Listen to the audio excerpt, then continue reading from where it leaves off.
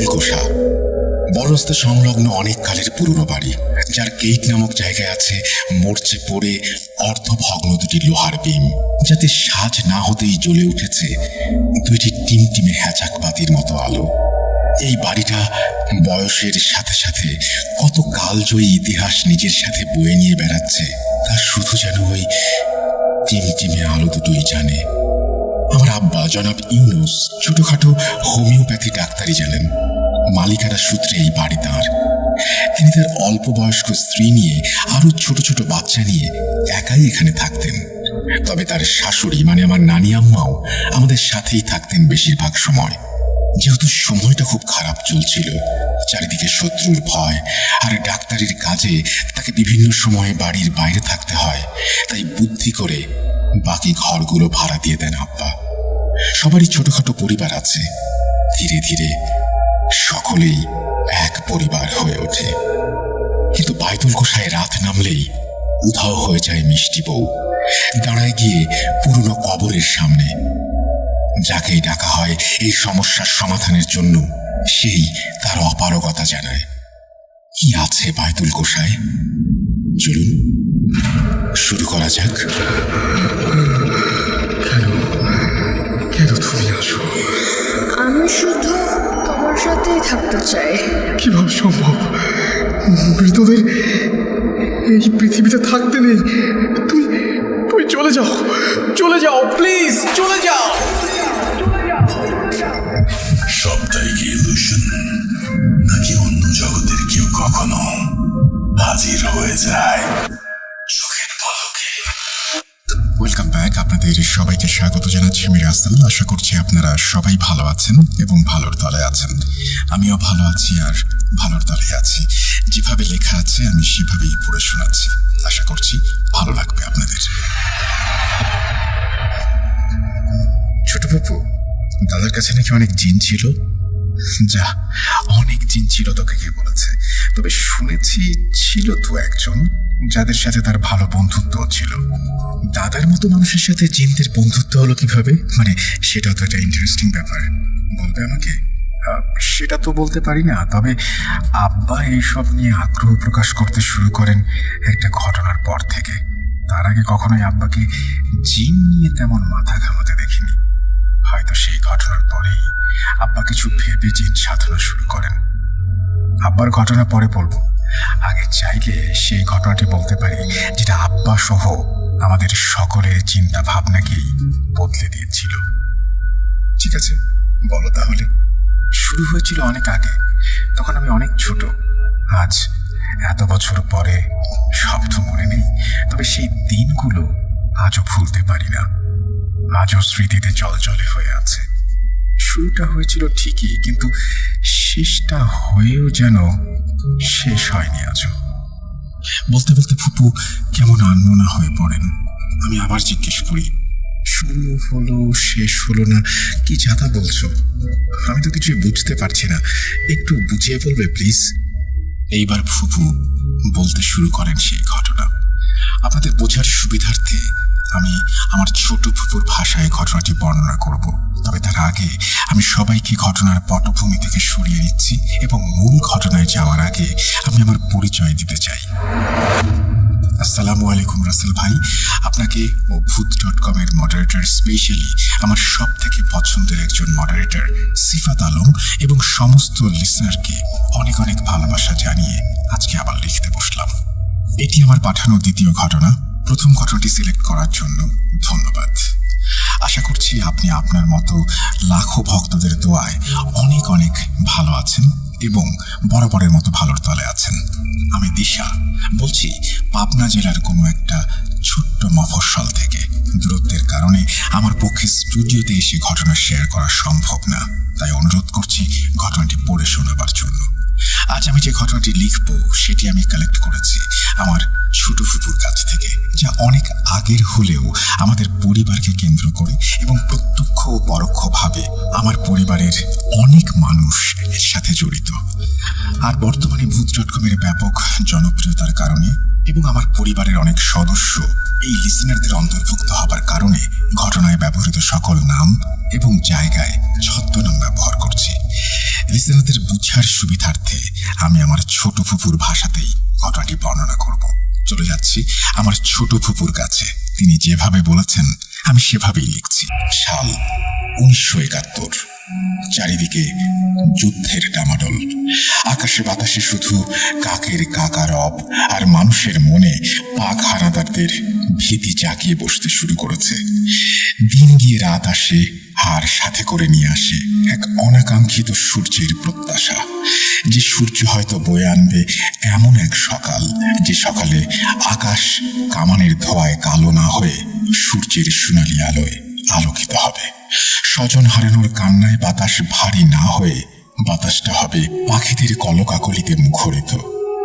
এমনই একদিন পরন্ত বিকেলে বাতাস যেন বইতে ভুলে গেছে। সারাদিন প্রচন্ড রাগ নিয়ে পৃথিবী নামক গ্রহটাকে জ্বালিয়েও যেন ক্ষান্ত হয়নি সূর্য নামক বস্তুটি। এখন যেন চাপা রোষে গজরাচ্ছে। সেই রোষে যেন চারিদিকে ছড়িয়ে পড়েছে এক ভ্যাপসা গা চিটচিটে গরম হয়ে। পাটে বসে থাকতে থাকতে সেও যেন ক্লান্ত হয়ে হেলে পড়েছে দিগন্তের শেষ মাথায়। বাইতুল কোষা বড় রাস্তার সংলগ্ন অনেক কালের পুরনো বাড়ি, যার গেইটে মরচে পড়ে অর্ধভগ্ন দুটি লোহার বিম, যাতে সাজ না হতেই জ্বলে উঠেছে দুইটি টিমটিমে হ্যাচাক বাতির মতো আলো। এই বাড়িটা যে নিজের বয়সের সাথে সাথে না জানা কত কালজয়ী ইতিহাস নিজের সাথে বয়ে বেড়াচ্ছে, এই অবধি এসেছে এই টিমটিমে আলো দুইটি যেন তারই প্রতীক হয়ে চলে আছে। এখানেই 8 ঘর লোকের বাস। আমার আব্বা জনাব ইউনুস ছোটখাটো হোমিওপ্যাথি ডাক্তার, যিনি মালিকানার সূত্রে এই বাড়ি পেয়েছেন। তিনি তার অল্প বয়স্ক স্ত্রী আর ছোট বাচ্চা নিয়ে একা এখানে থাকতেন। তবে তার শাশুড়ি মানে আমার নানি আম্মাও আমাদের সঙ্গেই থাকতেন বেশিরভাগ সময়। সময় যেহেতু খারাপ চলছিল, চারিদিকে শত্রুর ভয়, আর ডাক্তারি কাজে তাকে সময়ে অসময়ে বাড়ির বাইরে থাকতে হয়, তাই বুদ্ধি করে বাকি ঘরগুলো ভাড়া দিয়ে দেন আব্বা। সবারই ছোটখাটো পরিবার আছে। ধীরে ধীরে সকলেই কবে এক পরিবার হয়ে গেছি নিজেরাও বুঝিনি। আমাদের বাড়িটা যেমন দেখছিস তখন এমন ছিল না, অনেকটা পরিবর্তিত হয়েছে। আগে বাড়ির মাঝ সীমানায় ছিল গভীর কুয়া, যা আব্বা বানিয়েছিলেন পানির সুবিধার জন্য। বাঁধানো ছিল তার পার।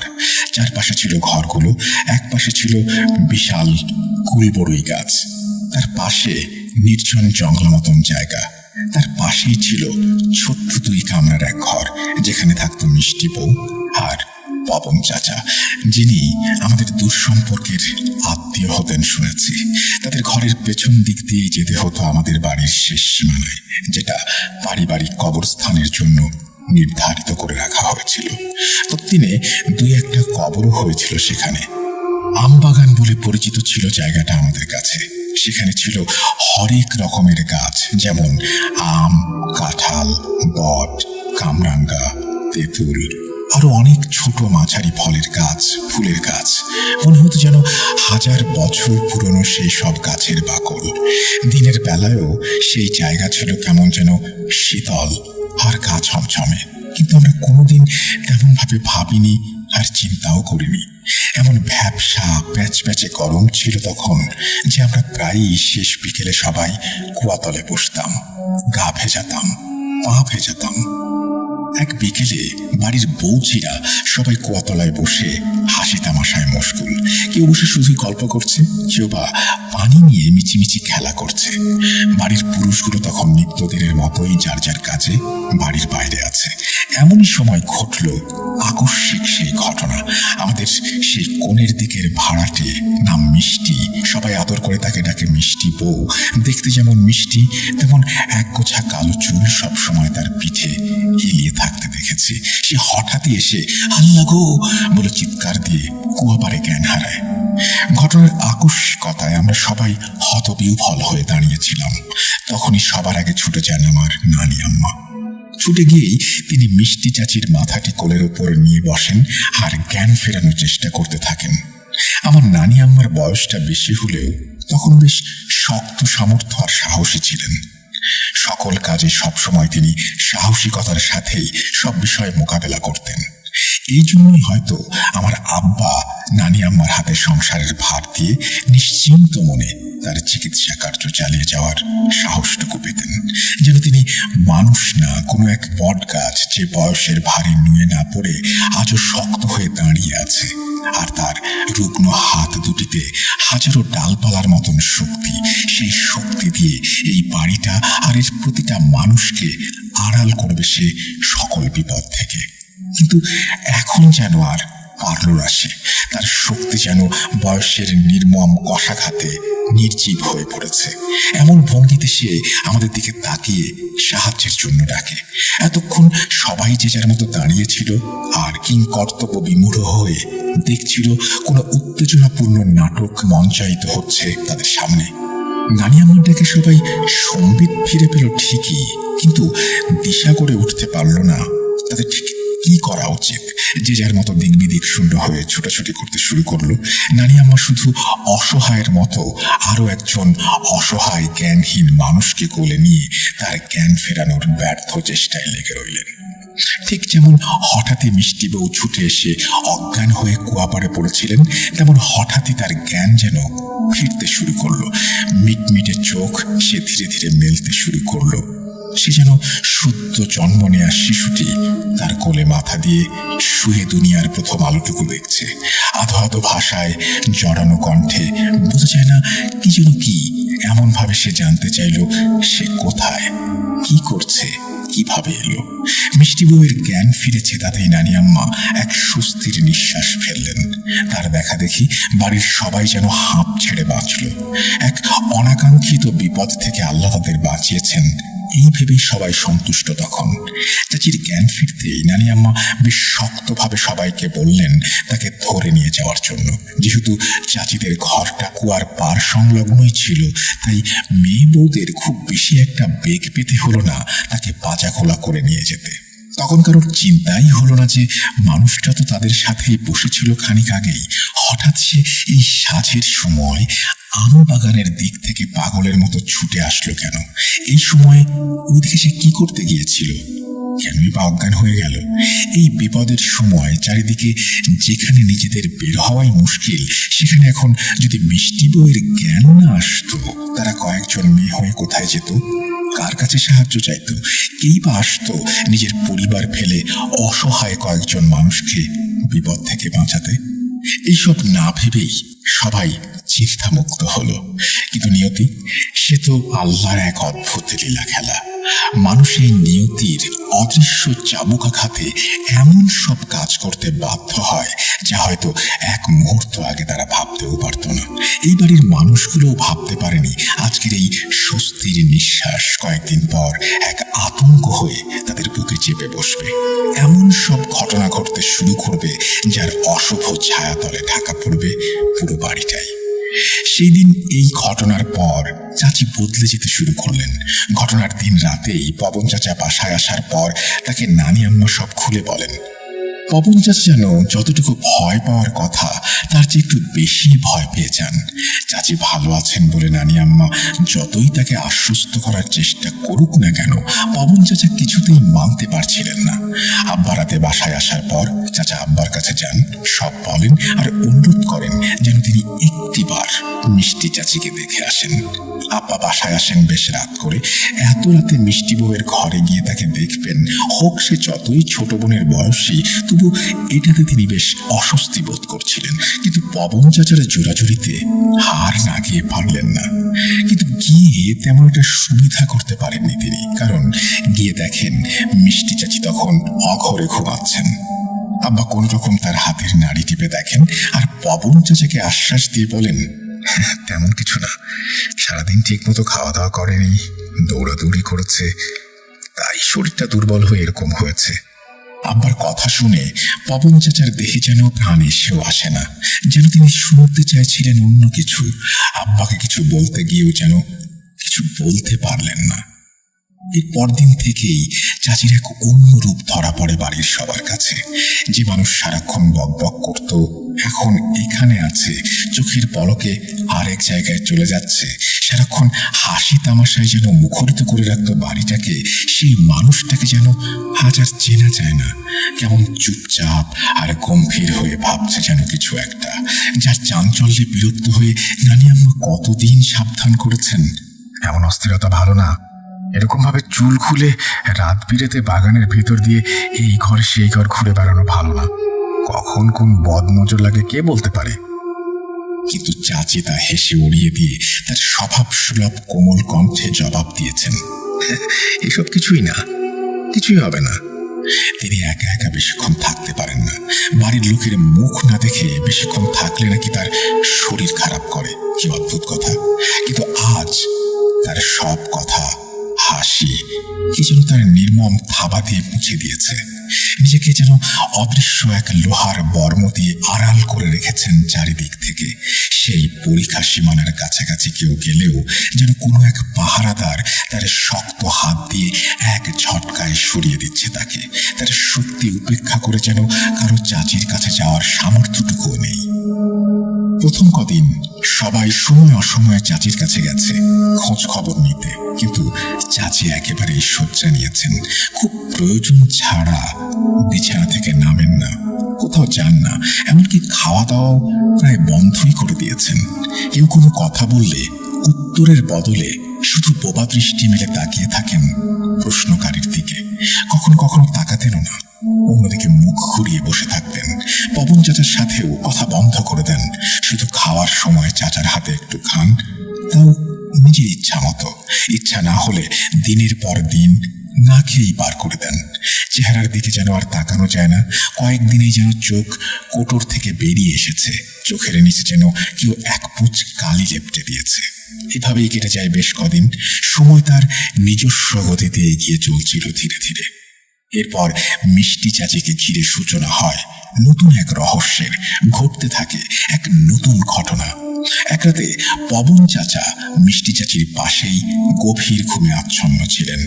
মধ্যরাত্রিরে হঠাৎই চাচার এক অশুভ অনুভূতি হয়। ঘুমের মধ্যেই তার মনে পড়তে থাকে সে যেন অশুভ কোনো কিছুর মধ্যে ডুবে যাচ্ছে ধীরে ধীরে।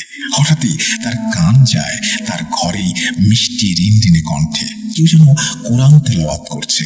সেই তেলাওয়াতের সুরের মূর্ছনায় সে যেন ঘুমের মধ্যেই প্রবেশ করে অন্য এক জগতে, যেন এই পৃথিবীর সাথে সকল বন্ধন ছিন্ন হয়েছে তার। সে আর ইহলোকের বাসিন্দা নয়। বিচরণ করতে থাকে আধো ঘুমে আধো জাগরণে অদ্ভুত এক জগতে। হঠাৎ তার মনে হয় এটা সত্যি নয়, তাকে ফিরতে হবে ভেতরে, তাকে দেখতে হবে কি হচ্ছে, খুলতে হবে এই অশুভ অনুভূতির জট। সে চেষ্টা করে চোখ খুলে উঠে বসতে।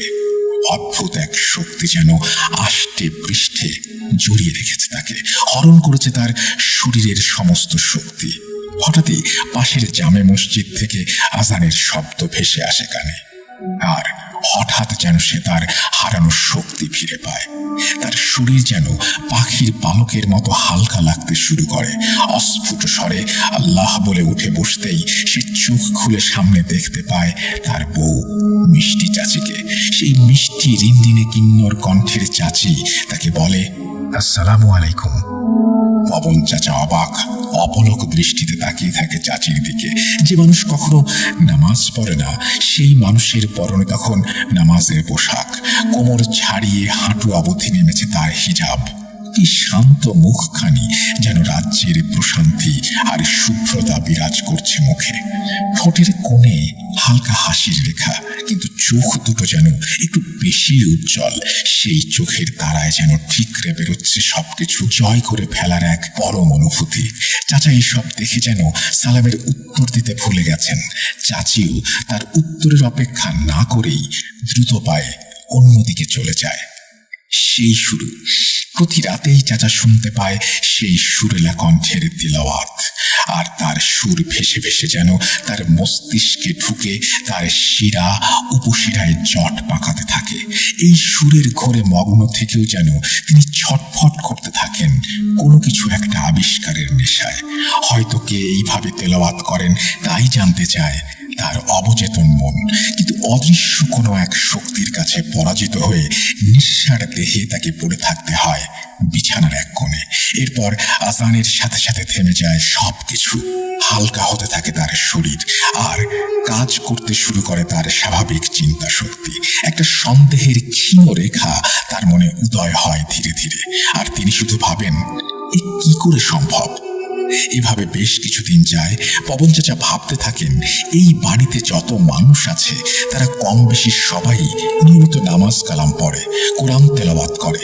চাচা সবার কাছে মোটামুটি পরিচিত, কিন্তু যে আওয়াজ তিনি রোজ রাতে শুনতে পান, সেই আওয়াজের উৎস তিনি কিছুতেই খুঁজে পান না। কার গলার এমন সুরের তিলাওয়াত ঠিক ঠাহর করতে পারেন না তিনি। শুধু একজনের তিলাওয়াতই তিনি শোনেননি কখনো, কিন্তু সে কিভাবে তেলাওয়াত করবে ভাবেন পবন চাচা। তবে কি সেই? কিন্তু তা কি করে হয়, কিভাবে সম্ভব? একদিন পবন চাচা আব্বাকে ডেকে সবকিছু বলেন। আব্বা শুনে শুধু বিড়বিড় করে বলেন, হে আল্লাহ, তোমার লীলা বোঝা দায়, এও কি সম্ভব? পবন চাচা সেদিন রাতে আব্বার কথা মতো ঘুমানোর আগে অজু করেন, পাক পবিত্র পোশাক পরে গায়ে সুগন্ধি লাগান। এরপর এক গ্লাস পানিতে সূরা ফালাক, সূরা নাস আর আয়াতুল কুরসি পড়ে 3 বার ফোঁ দিয়ে বিসমিল্লাহ বলে পানিটা পান করেন। এরপর ডান দিকে কাত হয়ে শুয়ে পড়েন। নিত্যদিনের মতোই তাকিয়ে দেখেন মিষ্টি চাচি তখন গভীর ঘুমে অচেতন। দেখতে দেখতে চাচাও ঘুমিয়ে পড়েন এক সময়। শেষ রাতের দিকে যথাসময়ে পবন চাচার ঘুম ভাঙে। চোখ বন্ধ অবস্থাতেই তিনি বুঝতে পারেন রোজ রাতের মতোই চাচি তার পাশে নেই আছো। আজও তিনি রোজ রাতের মতোই পাশ ফেরার চেষ্টা করলেন, কিন্তু আজ আর তাকে কোনো বেগ পেতে হলো না। সাহস করে অস্ফুট স্বরে আল্লাহু আকবার বলেই এক লাফে উঠে বসেন চাচা। সামনেই তাকিয়ে দেখেন এক অভূতপূর্ব দৃশ্য। তার থেকে কয়েক গজ দূরে একটা জায়নামাজে মিষ্টি চাচি বসে এক মনে কোরআন পড়ছেন। চাচার এমন আকস্মিকভাবে উঠে বসা, তাকে দেখে ফেলা, এসবে তিলাওয়াতের সামান্য বিঘ্ন ঘটল বলে তার মুখ দেখে মনে হলো চাচার। কিন্তু খানিক বাদেই চাচা খেয়াল করলেন চাচির চোখ আর কোরআনের দিকে নেই। সে সেই চলচলে দৃষ্টিতে নিষ্পলক ভাবে চাচার দিকেই তাকিয়ে আছে। চাচার মনে হলো যেন সে এই জগতের কেউ নয়, যেন স্বর্গরাজ্য থেকে নেমে আসা এক রানী, যে এই দুনিয়ায় কারো অধীনে থাকতে আসেনি, এসেছে শুধুই রাজত্ব করতে। এইভাবে কতক্ষণ কেটে গেছে খেয়াল নেই পবন চাচার। হঠাৎ ধীর পায়ে চাচিকে তার দিকে এগিয়ে আসতে দেখে বাস্তবে ফিরে আসেন তিনি। চাচি চাচার সামনে এসেই আবার লম্বা করে একটি সালাম দেন, আসসালামু আলাইকুম। তারপর সেই আগের মতোই ঠোঁটের কোণে সূক্ষ্ম হাসির রেখা নিয়ে চাচার দিকে একটি তীক্ষ্ণ দৃষ্টি দিয়ে তাকিয়ে বলেন, আমার তেলাওয়াত সুন্দর না? যেন পবন চাচা আর নিজের মধ্যে নেই, সম্মোহিত হয়েছেন কোনো এক অজানা রহস্যময় জাদুতে। তার মধ্যে বাস করছে অন্য কেউ, এমন ভঙ্গিতে খুব আস্তে বলেন, মাশাআল্লাহ। এভাবে যেন অনন্তকাল। এক সময় ফজরের আজান কানে গেল তার। আস্তে করে বিছানায় পিঠ এলিয়ে দিলেন তিনি। হয়তো ঘুমিয়ে গেলেন বা জ্ঞান হারালেন, সে কথা আর বলতে পারেননি চাচা। পরের দিন খুব ভোরে উঠেই চাচা আব্বাকে ডেকে আমবাগানের এক পাশে নিয়ে যান, আর উত্তেজিত গলায় ফিস ফিস করে বলেন গত রাতের ঘটনা। আব্বা সব শুনে বলেন, আল্লাহর কাছে সাহায্য চাও, এই সম্পর্কে আমার কোনো ধারণা নেই। আমি কোনো সমাধান দিতে পারছি না তোমাকে, তবে দিন কয়েকের মধ্যে আমি শহরের বাইরে যাব একটা কাজে। সেখানে একজন হুজুর আছেন, আমার বন্ধু মানুষ। যদি পারি তাকে সব বুঝিয়ে বলে নিয়ে আসবো বাড়িতে। পবন চাচা যেন আব্বার কথা শুনে একটু আশা পেলেন। আব্বা 2 দিন পরেই রওনা হন তার কাজের উদ্দেশ্যে শহরের বাইরের কোনো একটি এলাকায়। সেখানে গিয়ে তার কাজ সেরে এক বিকেলে তিনি বের হন তার বন্ধু হুজুরের উদ্দেশ্যে। হুজুর সাহেব থাকতেন শহরের কিনারা ঘেঁষে নদী তীরবর্তী একটি ছোট্ট কিন্তু ছিমছাম গোছানো মসজিদে। সেখানকার ইমাম তিনি। আব্বাকে দেখে হুজুর যার পরনায় খুশি হন, কিন্তু আব্বার মুখে চিন্তার রেখা দেখে তিনি জিজ্ঞেস করেন কোনো সমস্যা হয়েছে কিনা। আব্বা শুধু বলেন তার সাথে অনেক কথা আছে এবং মূলত একটা সমস্যার কারণেই তার কাছে আসা। এইটুকু এইটুকু শুনেই হুজুর সাহেব আন্তরিকতার সাথে তাকে আসরের নামাজটা তার সাথে পড়ার জন্য অনুরোধ করেন এবং বলেন এরপরেই তিনি শুনবেন আব্বার কথা। আব্বাও সানন্দে রাজি হয়ে যান। নামাজ শেষে হুজুর সাহেব আর আব্বা মুখোমুখি বসেন আর হুজুর সমস্যার কথাটা জানতে চাইলে আব্বা বলা শুরু করেন। মিষ্টি বউ, মানে যার কথা বলবো তোমাকে আমি, সে বর্তমানে আমার বাসাতেই থাকে তার স্বামীকে নিয়ে। মিষ্টি আমার দূর সম্পর্কের এক আত্মীয়ের মেয়ে। মিষ্টি যখন খুব ছোট ছিল, কথাও বলতে শেখেনি, তখন এক অজানা রোগে আক্রান্ত হয়ে কয়েকদিনের ব্যবধানে ওর মা বাবা দুজনই পরলোক গমন করেন। এরপর মিষ্টির এক আত্মীয়ার কাছে অতি অযত্নে বেড়ে ওঠে মিষ্টি। ভালো করে খেতে পড়তেও দিত না মেয়েটাকে ওরা। এসব কিছু আমি জেনেছি অনেক পরে, যখন মিষ্টির বয়স 14-15 বছর। ভাগ্যের এক অদ্ভুত পরিহাসের মাধ্যমে মিষ্টির দায়িত্ব আমার কাঁধে এসে পড়ে। সে এক অন্য ঘটনা, অন্য একদিন বলবো বন্ধু। এরপর আমি ওকে পাত্রস্থ করি পবন নামের এক মুদি দোকানদারের সাথে। পবন এলাকায় তার ভদ্র আচরণ এবং সৎভাবে জীবনযাপন পরিচালনার জন্য অনেকের কাছেই পরিচিত ও আদরের ছিল। ছেলেটার বাপ মা কেউ ছিল না, কিছু আত্মীয় ছিল তারা অনেক আগেই কলকাতায় পাড়ি জমিয়েছে। এইসব দেখেই আমি পবনের সাথে মিষ্টির বিয়ে দেই। পবন মিষ্টিকে ভালোবাসে নিজের থেকেও বেশি। আজ ওর জন্যই আসা তোমার কাছে। এই বলে আব্বা ছোট করে একটি নিঃশ্বাস ফেললেন। এরপর ধীরে সুস্থে সেই দিন বিকেলের ঘটনা বলতে শুরু করলেন। 1 মাস 2 মাসের সমস্ত ঘটনাই হুজুর সাহেবকে বললেন আব্বা। সব শুনে স্বাভাবিকভাবেই হুজুর প্রশ্ন করেন, কোরআন তেলাওয়াত করা তো ভালো কথা, সবই ঠিক আছে। সে হয়তো আল্লাহর কামিল হয়েছে, হিদায়াত দিয়েছেন আল্লাহ তাকে, তাই সে এরকম আল্লাহর ইবাদতে মশগুল থাকেন। চেহারা আর আচরণের পরিবর্তনের বাইরে আর তো কোনো অস্বাভাবিকতা নেই তার মধ্যে, তাই না? আব্বা বললেন, সমস্যাটাই তো এখানে। ওর মতো একজন অক্ষর জ্ঞানহীন মেয়ে কিভাবে এত সুন্দর শুদ্ধভাবে সহি তেলাওয়াত করছে কোরআনের? ওর পক্ষে এটা সম্ভব নয়। মিষ্টি পড়াশোনা জানে না, বাংলা আরবি কিচ্ছু না। আব্বার কথা শুনে হুজুরের মাথায় খানিক চিন্তার রেখা দেখা দেয়। এরপরেই হুজুর হালকা একটু হেসে বলেন, ইউনুস, এমনও তো হতে পারে মেয়ে অন্য কোনোখানে কোরআন শিখেছে, তোমাদের অগোচরে। হতে পারে না? আব্বা আর একটু জোর গলায় বলেন, না, এটা হতে পারে না। মিষ্টি যেভাবে যেখানে বড় হয়েছে সেখানে ওর ঠিকভাবে খাওয়া পড়াই যুক্ত না, অক্ষর জ্ঞানটুকুও পায়নি। আর ও খুব মিষ্টি স্বভাবের মেয়ে, মনটা খুব সহজ সরল। কোনোদিন একটা মিথ্যে কথাও বলেনি কাউকে, কারো ক্ষতি করেনি। আমাদের বাড়িতেই থাকা শুরু করে যবে থেকে আমি ওকে আমার কাছে এনেছি, তবে এখানেও কোনোদিন কোরআন শেখার কোনো সুযোগ পায়নি। আর ওর মতো শুদ্ধ করে তেলাওয়াত অন্য কেউ তো দূরের কথা, আমিও পারি না। এই পর্যন্ত শুনে হুজুর সাহেব কিছুক্ষণ চুপ থাকেন। তারপর শান্ত মুখে আব্বাকে আশ্বাস দিয়ে বলেন বাসায় চলে যেতে। তিনি আগামী বৃহস্পতিবার যাবেন একবার। আব্বা এত দেরি করে যাওয়ার কথা শুনে একটু ইতস্তত করে কিছু বলতে যাওয়ার আগেই হুজুর তাকে সান্ত্বনা দিয়ে বলেন, তার যতদূর মনে হয়েছে খুব বেশি একটা চিন্তার কিছু নেই। আব্বাও যেন নিশ্চিন্ত মনে বাসায় চলে যান। আসলে একজন নিরক্ষর মেয়ে, যার বাংলা, ইংরেজি, আরবি কোনো বিষয়ে কোনো অক্ষর জ্ঞান নেই, তার পক্ষে মাত্র কয়েকদিনের মধ্যে আরবি শিখে নেওয়াটা এবং এত সুন্দর করে তেলাওয়াত করাটা আসলে যে স্বাভাবিক নয়। বলতে গেলে পুরো বিষয়টাই হুজুর ঠিক ততটা আমলে নেননি তখন। আব্বা এরপর বাসায় চলে আসেন এবং পবন চাচা সহ সবাইকে জানান পুরো বিষয়টা। এর 2 দিন পর নানি আম্মা এক সন্ধ্যায় খেয়াল করেন মিষ্টি চাচিদের ঘর সম্পূর্ণ অন্ধকার হয়ে আছে। সন্ধ্যা হয়ে গেলেও এখনো বাতি জ্বালানো হয়নি দেখে তিনি একটু অবাক হন। চাচি এরকম হয়ে যাওয়ার পর থেকে পবন চাচা সন্ধ্যা লাগার আগেই তার দোকান বন্ধ করে বাসায় চলে আসতেন। আজ হয়তো কোনো কাজে আটকা পড়ে গেছেন, এখনো বাড়িতে আসেননি। একে তো এই অবস্থা, তারপরে ঘরের বউটা একা একা কি করছে কে জানে। নানি আম্মা মনে মনে এইসব ভেবেই মিষ্টি চাচির ঘরের দিকে পা বাড়ান। ঘরের চৌকাঠে পা রাখতেই যেন তার মনে হলো সারা শরীরে হালকা বিদ্যুৎ খেলে গেল। আগেই বলেছি আমার নানি আম্মা ছিলেন বাড়ির সব থেকে মুরব্বী আর ছিলেন 5 ওয়াক্ত নামাজি, বেশ পরহেজগার মানুষ হিসেবেই পরিচিত ছিলেন এলাকায়।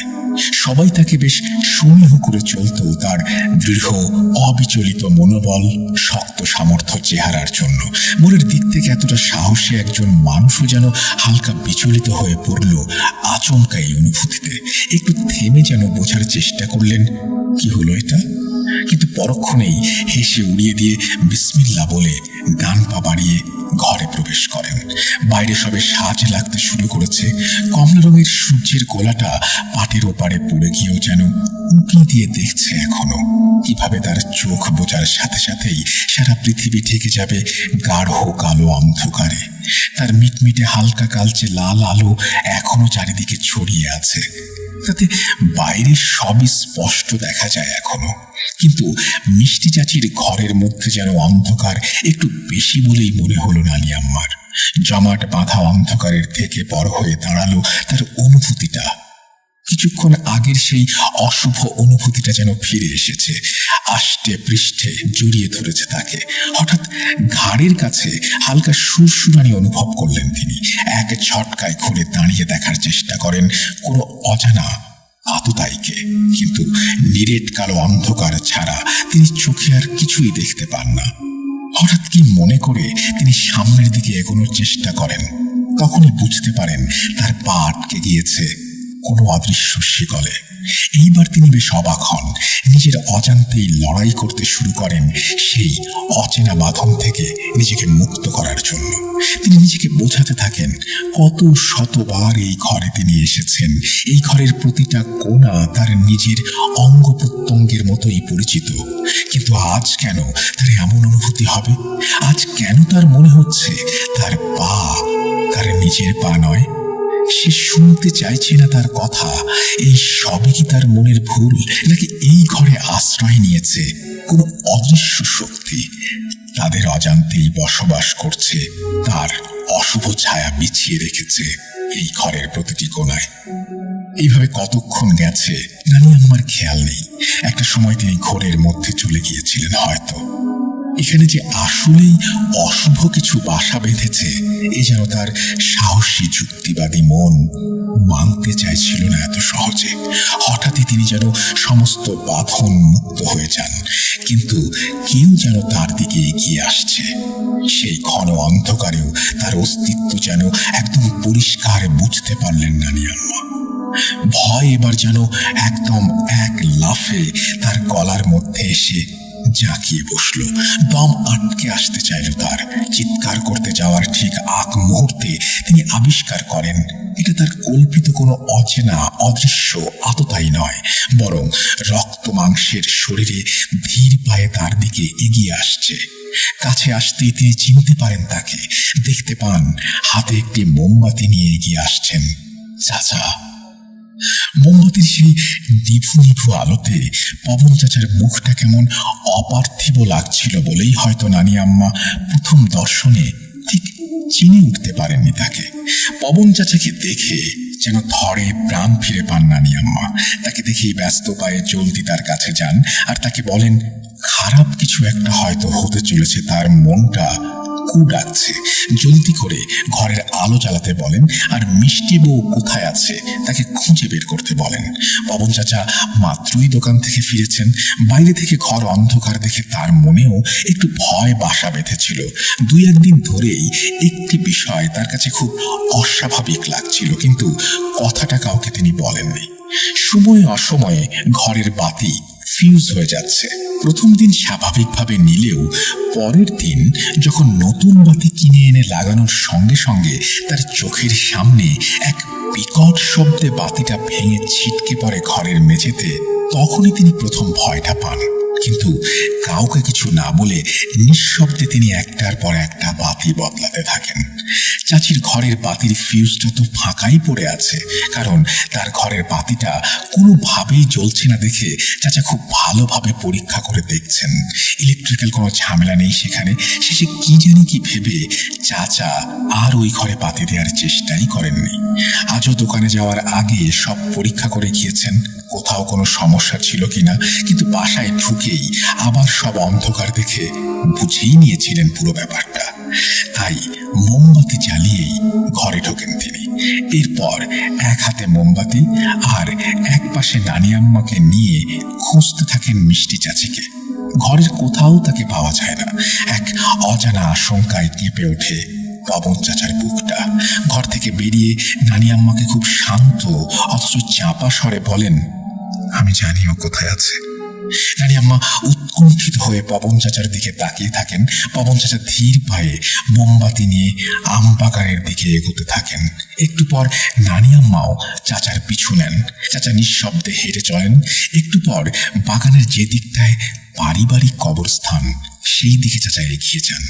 একটু এগিয়ে যেতেই মোমবাতির অপর্যাপ্ত আলোয় দেখা যায় এক আধভৌতিক দৃশ্য। কবরস্থানের এক পাশে একটা বিরাট বট গাছে তার নিচেই ঘন কালো অন্ধকারে বসে দুলে দুলে আপন মনে কোরআন পাঠ করছে মিষ্টি চাচি। নানি আম্মা চেয়ে থাকেন বিস্ফারিত নয়নে। অথচ এই ঘটনার সাথে চাচা যেন অভ্যস্ত। এমনই পরিচিত ভঙ্গিতে তিনি চাচির আরেকটু কাছে এগিয়ে গিয়ে তার পিঠে হাত রাখেন আর মৃদু স্বরে তাকে বলেন, চলো ঘরে চলো। চাচি যেন এক অবোধ বালিকা যে ভুল করে ভুল পথে চলে এসেছে, তার আপন জনের দেখা পেয়ে সেই লক্ষ্মী বালিকাটির মতো তার হাত ধরে ধীর পায়ে এগিয়ে যেতে থাকেন নিজ গন্তব্যের উদ্দেশ্যে। এরপর চাচা চাচিকে নিয়ে ঘরের ভেতরে চলে যান আর নানি আম্মা বোবা চোখ মেলে তাকিয়ে থাকেন তাদের চলে যাওয়া দেখেন। পরদিন থেকে শুরু হয় অন্য এক ঘটনার সূত্রপাত, আর তার জের ধরে আরো কিছু ঘটনা ঘটতে থাকে খুব দ্রুত গতিতে। যেমন চাচির ঘর থেকে দিনে রাতে প্রায়ই শোনা যেত কোরআনের তেলাওয়াত। মাঝে মাঝে যখন প্রকৃতি নীরব হয়ে থাকে তখন শোনা যায় তার তীক্ষ্ণ চিৎকার। মাঝে মাঝে যেন কারো সাথে কথোপকথন করছেন এমন ভঙ্গিতে খুব জোরে জোরে কথাবার্তা চালিয়ে যেতে থাকেন। কিন্তু তার সেই সব কথা কেউই বুঝতে পারেন না, কারণ চাচি যে ভাষায় কথা বলেন সেটা আরবির মতো শোনা যায় অনেকটা। সবাই শুধু দূর থেকে এইসব দেখে আর শোনে, মনে মনে তটস্থ হয় এক অজানা রহস্যের কিনারা করতে। কখনো কখনো কেউ যদি মিষ্টি চাচির ঘরের দিকে যায় আর চাচি দেখে ফেলেন, তাহলে খুব সুন্দর করে সালাম দিয়ে চাচি তাকে আরবিতে কিছু বলেন, কিছু হয়তো জিজ্ঞাসা করেন, কিন্তু সেই ব্যক্তির উত্তর দেয়া কাছে যাওয়া তো দূরের কথা, তখনই এক প্রকার যান বাঁচানোর তড়িঘড়ি লেগে যায়, যেন সে পালিয়ে বাঁচেন। এইসবের মধ্যে এক বৃহস্পতিবার বিকেলে হুজুর সাহেব আসেন বাড়িতে। আব্বাও ছিলেন তার সাথে, আর বাড়ির অন্যান্যরাও জানতো বিষয়টা। তাই সবাই নিজের অজান্তেই যেন এক প্রকার প্রস্তুতি নিয়ে রেখেছিলেন। শুধু যেন হুজুর সাহেব আসছেন না তাদের বাড়িতে, সঙ্গে করে যেন এক ভরসার আলো নিয়ে এসেছেন তাদেরকে আর এই বাড়িটাকে এক আততায়ীর হাত থেকে বাঁচানোর জন্য। হুজুর বাড়িতে ঢুকে আগে মিষ্টি বউয়ের ঘরটা দেখতে চান। এরপর আব্বা তাকে সেদিকে নিয়ে যান। ঘরের চৌকাঠে পা রাখতেই তিনি যেন কেঁপে ওঠেন হালকা। আব্বা জিজ্ঞাসা করেন সব ঠিক আছে কিনা। হুজুর শুকনা মুখে বলেন তিনি এখানে দাঁড়াবেন না, অন্য কোথাও যেন তার বসার ব্যবস্থা করা হয়। আব্বা তাকে নিয়ে আমাদের বসার ঘরে বসান। হুজুর একটু দম নেন। এরপর আব্বার উদ্দেশ্যে তাকিয়ে বলেন, আমি সবটা তো বুঝতে পারিনি, তবে যতটুকু বুঝেছি তাই বলবো।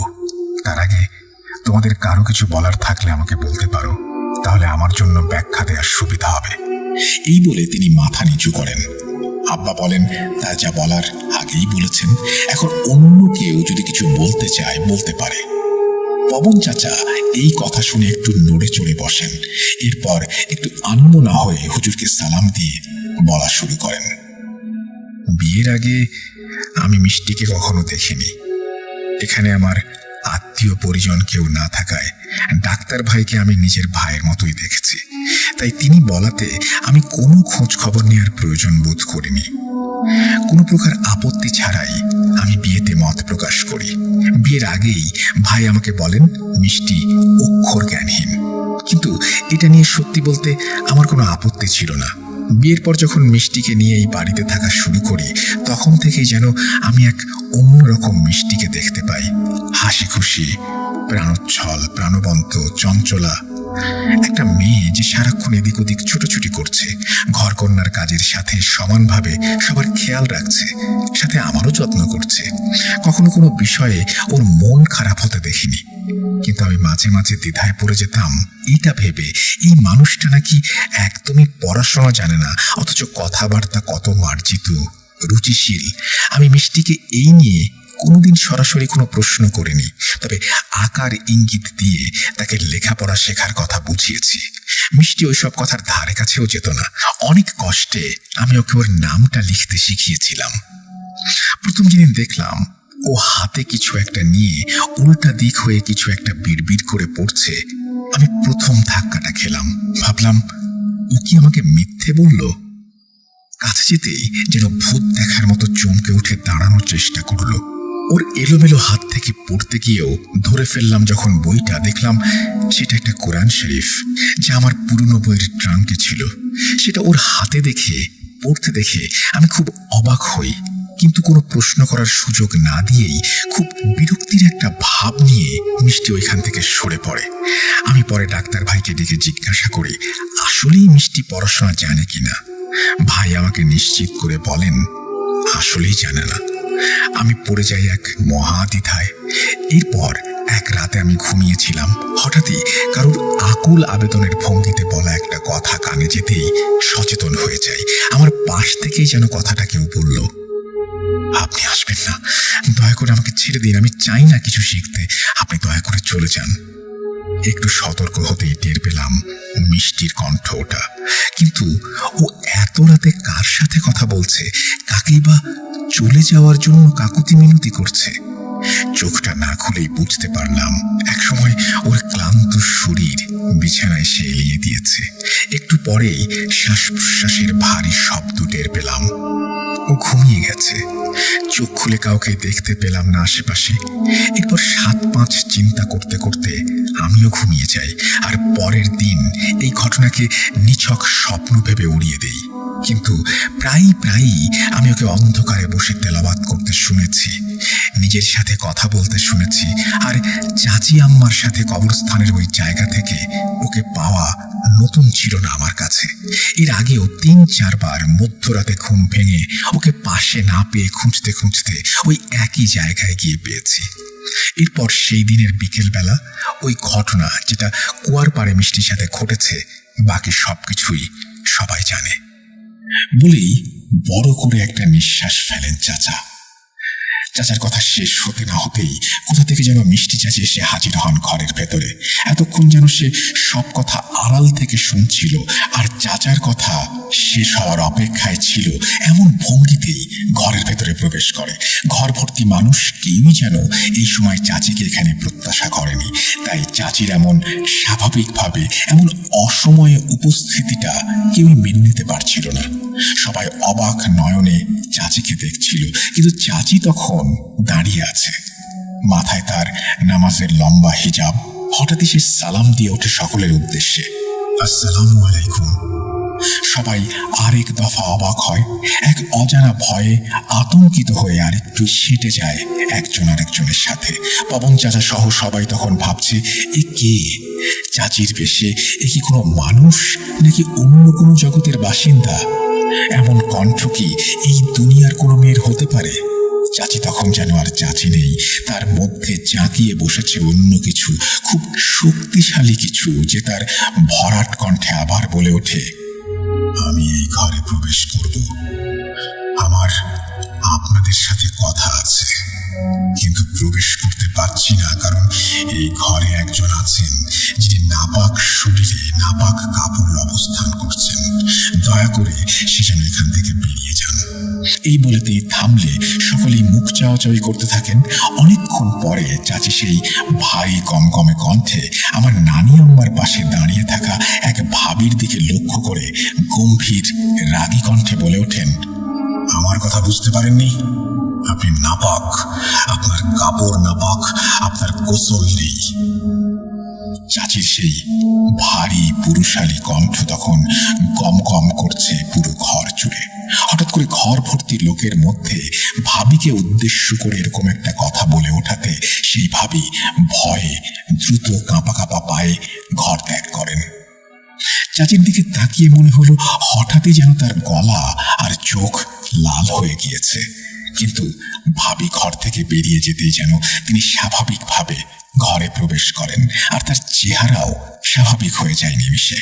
একটা চেয়ারে সবার থেকে একটু দূরে মাথায় ঈষৎ নিচু করে বসে তিনি বলতে শুরু করেন, আপনাদেরকে না চাইতেও বিরক্ত করার জন্য অনেক দুঃখিত আমি, সেজন্য মাফ চেয়ে নিচ্ছি।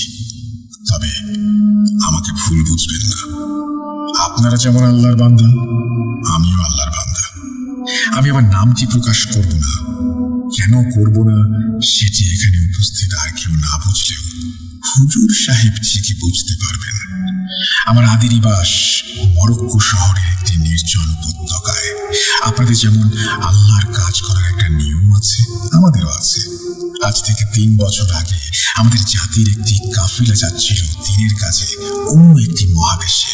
আমি আল্লাহর বান্দা, তাই এই সমস্ত দিনের কাজে আমি বরাবরই অংশগ্রহণ করি। আপনাদের এলাকায় এই অংশটুকু অতিক্রম করার সময় আমাদের কাফিলায় একজন অনেক বয়স্ক জিন বার্ধক্যজনিত কারণে খুব অসুস্থ হয়ে পড়ায় আমাদের যাত্রা বিরতি দিতে হয়।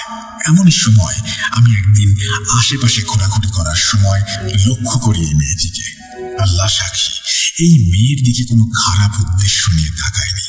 মেয়েটিকে আমার খুব ভালো লাগে, তাই দূর থেকেই তাকে নজরে নজরে রাখতাম। আমি জানি এটা অপরাধ, কিন্তু আপনাদের মতো আমরাও আল্লাহরই সৃষ্টি, আমাদেরও ভালো লাগা আছে, আমাদের অনুভূতি আছে। তাই অপরাধ জানা সত্ত্বেও নিজেকে আটকাতে পারিনি। কিন্তু এই মেয়ে একজনের বউ, তাই আমি কোনো খারাপ উদ্দেশ্য নিয়ে কখনো ওর সম্পর্কে ভাবিনি, কিন্তু চেয়েছি এর কাছে থেকে যেতে। এর অক্ষর জ্ঞান নেই, কোরআনের জ্ঞান নেই। আমি সাহায্য করতে চেয়েছি, উপকার করতে চেয়েছি, ওর মাধ্যমে অন্যের উপকার করতে চেয়েছি, আল্লাহ সাক্ষী। কিন্তু ওকে অনেকভাবে বোঝাতে চেয়েছি। প্রথম স্বপ্নের মাধ্যমে ওকে দেখা দিয়েছি, কিন্তু ও রাজি হয়নি, আমাকে আসতে দিতে চায়নি। তাই একদিন সুযোগ বুঝে ওর সামনে আসি, কিন্তু ভয় পেয়ে যায়, অজ্ঞান হয়ে যায়। সেই মুহূর্তে চলে যাই, কিন্তু প্রায়ই ওর কাছে যাই আর দূর থেকে বলতে থাকি, বোঝাতে থাকি ও আমার সম্পর্কে কাউকে যেন কিছু না বলে, আর আমাকে যেন ওর কাছে থাকার অনুমতি দেয়। কিছুতেই রাজি হয় না দেখে একদিন আমার খুব রাগ হয়।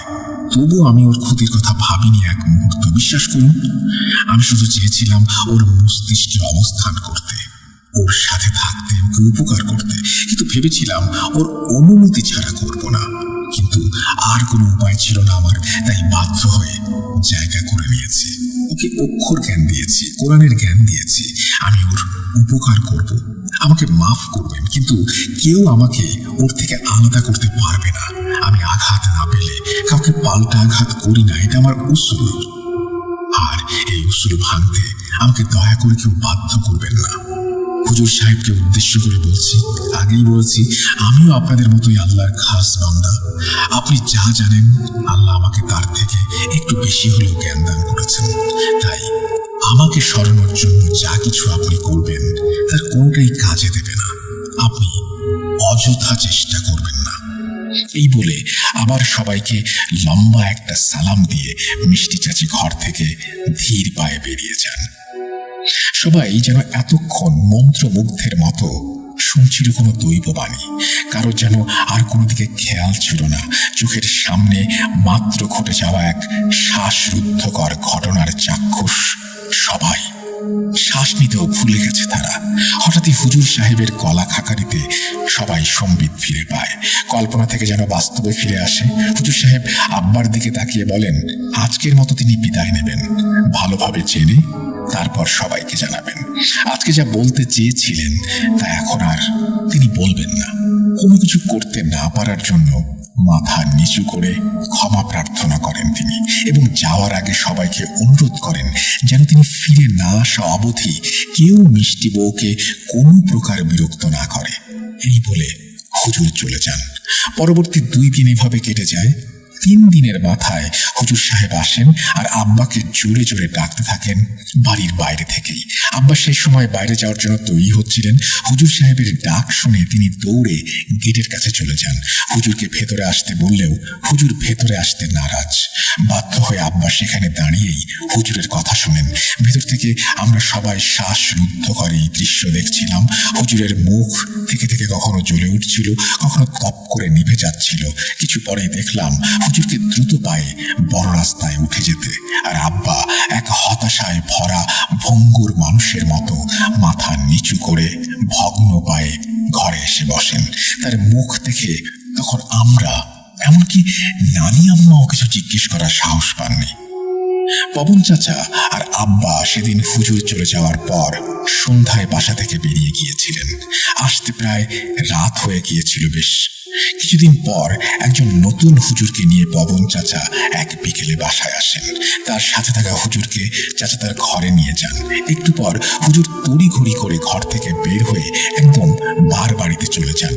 হুজুরের ঘর্মাক্ত ভয়ার্ত চেহারা আর পবন চাচাকে তার পিছু পিছু ছুটতে দেখা আমরা যা বোঝার বুঝে নিয়েছিলাম। এইভাবে অনেক মাস কেটে যায়। এরই মাঝে কত হুজুর কবিরাজ এসেছেন গিয়েছেন বায়তুল কোষা থেকে, তার কোনো ইয়াত্তা নেই। কিন্তু মিষ্টি চাচির অবস্থা যেমন ছিল তেমনই। আল্লাহ রহমতে ততদিনে যুদ্ধের সমাপ্তি ঘটে। রক্ত মাংসের দানবের থাবা থেকে নিরাপদে এই বাড়ির মানুষগুলো বেঁচে গেলেও এক অশরীরী দানবের কালো ছায়া থেকে কেউ বের হতে পারছিল না। যুদ্ধের পর পরিবেশ যখন মোটামুটি স্বাভাবিক হতে শুরু করেছে, তখন একদিন নানি আম্মা তার দেশের বাড়ি চাটমোহরে যান। সেখান থেকে 2-3 দিন পরে এক বয়স্ক লোককে সাথে করে বাসায় নিয়ে আসেন। তার পরনে ছিল লম্বা আলখেল্লা, দুধ সাদা ছিল গায়ের রং।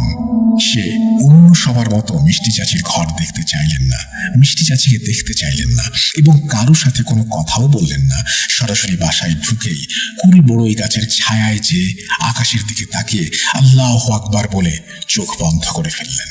এর কিছু সময় পর নানি আম্মাকে ডেকে বললেন তার পক্ষে এটা নিয়ে কিছু করা সম্ভব না, যা বোঝার তার বোঝা হয়ে গেছে। এই বাড়ির সীমানায় ঢুকতেই তিনি বুঝেছেন সব। তিনি আর কিছুই দেখতে চান না বা বুঝতে চান না। এই বলেই তিনি বাইরের দিকে হাঁটা দেন। নানি আম্মা অসহায়ের মতো তার পিছু পিছু যেতেই সেই হুজুরের মতো লোকটি তাকে উদ্দেশ্য করে বলেন, আম্মা, আমার কিছু করার নেই। আমি আপনার থেকেও বেশি অসহায় এই শক্তির কাছে। আমার মনে হয় এই দেশের কেউই পারবে না এই শক্তি থেকে এই বউকে বাঁচাতে। আপনি চাইলে একটা শেষ চেষ্টা করে দেখতে পারেন। ইন্ডিয়াতে নিয়ে যেতে বলেন। সেখানে আজমির শরীফের এক কামেল হুজুর আমার পরিচিত, আমি তার সাথে যোগাযোগের ব্যবস্থা করে দিতে পারি। এর বেশি কিছু আমি বলতে পারবো না আম্মা। আল্লাহ আপনাদের জলদি শিফা দান করুন, আমিন। এই বলে হুজুর চলে যান। ফুপু এই অবধি বলেই এক লম্বা দীর্ঘশ্বাস ছাড়েন আর বলেন, বউটা খুব ভালো ছিল, নামের মতোই মিষ্টি ছিল তার স্বভাব চরিত্র। এখনো খারাপ লাগে সেই দিনগুলোর কথা মনে পড়লে। আমি ফুপুকে অবাক হয়ে জিজ্ঞেস করলাম, এরপর কি হলো? কি হলো সেই চাচির সাথে? সে কি উদ্ধার পেয়েছিল, নাকি নিজের ইচ্ছার বিরুদ্ধে নিজের শরীরেই লালন করতে হয়েছিল এক অপার্থিব শক্তিকে? ফুপু আবার দীর্ঘশ্বাস ফেলে বলেন, সে সম্পর্কে আর আমরা কিছু জানি না। শেষ হুজুর যে আজমির শরীফের হুজুরের ঠিকানা দিয়ে গিয়েছিলেন, তারপর আর কোনো হুজুর আসেননি বাসায়। পবন চাচা শুধু একটা কিছু নিয়ে প্রায় আব্বার সাথে নিচু স্বরে আলোচনা করতেন। আব্বাও সেভাবে কিছু বলতেন না আমাদেরকে। এর কিছুদিন পরেই চাচা আর চাচি চলে যান দেশ ছেড়ে। শুনেছিলাম ইন্ডিয়াতে চলে গেছেন চাচিকে নিয়ে।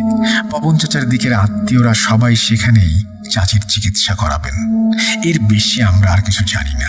তবে যাওয়ার দিন চাচার মলিন মুখটা আর চাচির অসহায় এক অপরাধীর মতো করে বিদায় নেওয়াটা আজও মনে আছে। প্রিয় লিসেনার্স, আমার ফুপুর কাছে এটুকুই জানতে পেরেছি, শুনেছি এরপর আমার দাদা অনেক চেষ্টা করেছিল মিষ্টি চাচির খোঁজ নেয়ার, কিন্তু কোনোভাবেই তার খবর পাওয়া যায়নি। পবন চাচার ঠিকানাতেও আর যোগাযোগ করা যায়নি। এরপরই নাকি আমার দাদাকে দেখা যেত মধ্যরাতে উঠে জায়নামাজ বিছিয়ে বসে থাকতে। আমার ফুপুদের ধারণা সেই সময় থেকেই তিনি জিন সাধনা করতেন, তবে অবশ্যই কেউ এটাকে বিরূপভাবে দেখবেন না। আমার দাদা অনেক পরহেজগার ছিলেন। অনেক ছোট বয়স থেকেই তিনি 5 ওয়াক্ত নামাজ আদায় করতেন। রোজা রাখতেন। হয়তো মানুষ হয়ে আরেকটি মানুষকে রক্ষা করতে না পারার অসহায়ত্ব থেকেই তিনি এই কাজটি করতে চেয়েছিলেন। কিন্তু মিষ্টি চাচিকে সাহায্য করতে না পারলেও তার সেই উদ্দেশ্য যে কতটা নেক ছিল এর ফল অনেক দিন পর আমরা পেয়েছি। সে অন্য আরেক ঘটনা আমি পরে শেয়ার করব। মিষ্টি চাচির ঘটনাটি এখানেই শেষ, কিন্তু শেষ হয়েও স্মৃতিতে এখনো যেন তার রেশ রয়ে গেছে। একটা প্রশ্ন থেকে গেছে সেদিন এই ঘটনার সাথে সম্পৃক্ত মানুষগুলোর, আর আজ যারা শুনলেন তাদের মনেও একই প্রশ্নের উদয় হবে, কি হলো চাচির? সে কি সুস্থ হয়ে তার নিজের মানুষটার কাছে ফিরে আসতে পেরেছিল, নাকি তিলে তিলে এক অসরসী দানবের কাছে পরাজিত হয়েছিল, হারিয়ে ফেলেছিল নিজের সত্তা? এই প্রশ্নের উত্তর তো আমার কাছে নেই। তবে সেদিন হুজুর সাহেব আব্বাকে যা বলেছিলেন তা আমি এখন বলতে যাচ্ছি। ঘটনার একদম শেষ অংশে চলে যাচ্ছি সেই বিকেলে আব্বা আর হুজুর সাহেবের কাছে। বলছেন, হুজুর সাহেব, ইউনুস, এই মেয়েকে আমার পক্ষে ঠিক করা সম্ভব না।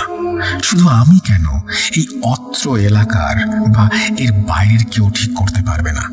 আমি আমার সারা জীবনের সমস্ত নেক আমল লাগিয়েও এত শক্তি আর এত কামেল হতে পারবো না। এই জিন অনেক শক্তিশালী, এদের শক্তি এদের নামের সাথে সম্পৃক্ত। এই জাতি অনেক শক্তিশালী, এর সাথে একটু বাড়াবাড়ি করলে আমার আর আমার অনাগত 14 পুরুষের ধ্বংস নিশ্চিত করে ছাড়বে এই জিনের সাথীরা। এতটাই শক্তিশালী এই জিনের জাতি, আমার ক্ষুদ্র জ্ঞান দিয়ে এর সাথে মোকাবেলা করা সম্ভব না। এদের বংশ অনেক কামেল, আল্লাহর খাস বান্দা, কিন্তু এই জিন যেটা করেছে সেটা অন্যায়।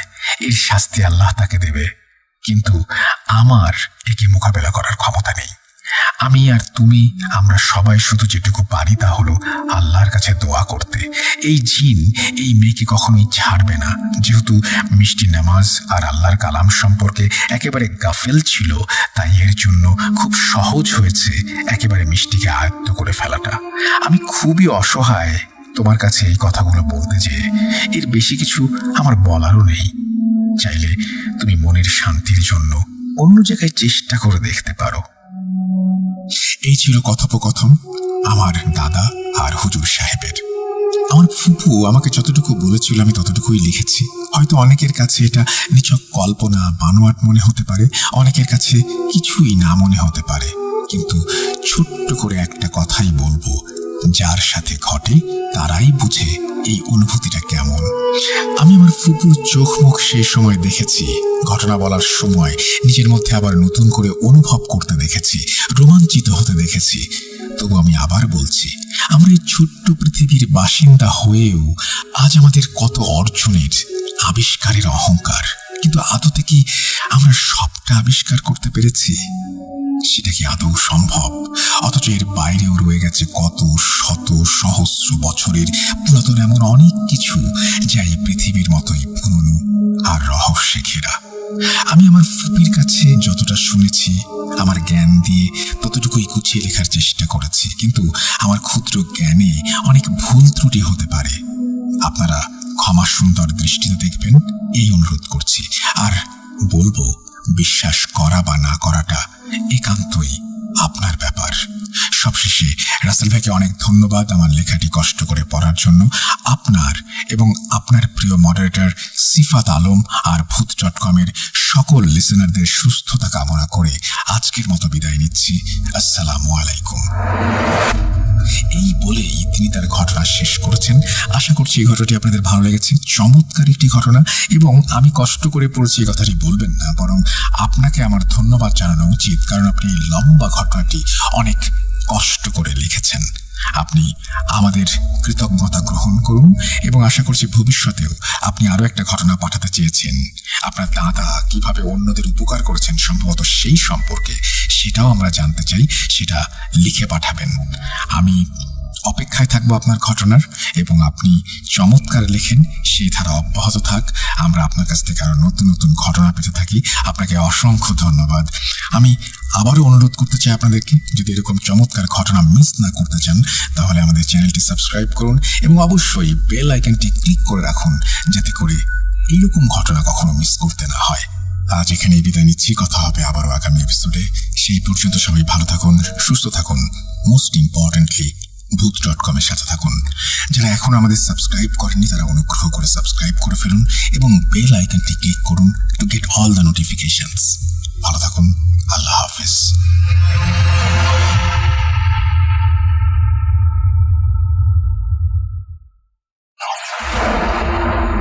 লুকোচুরি খেলবে? লুকোচুরি? You will never be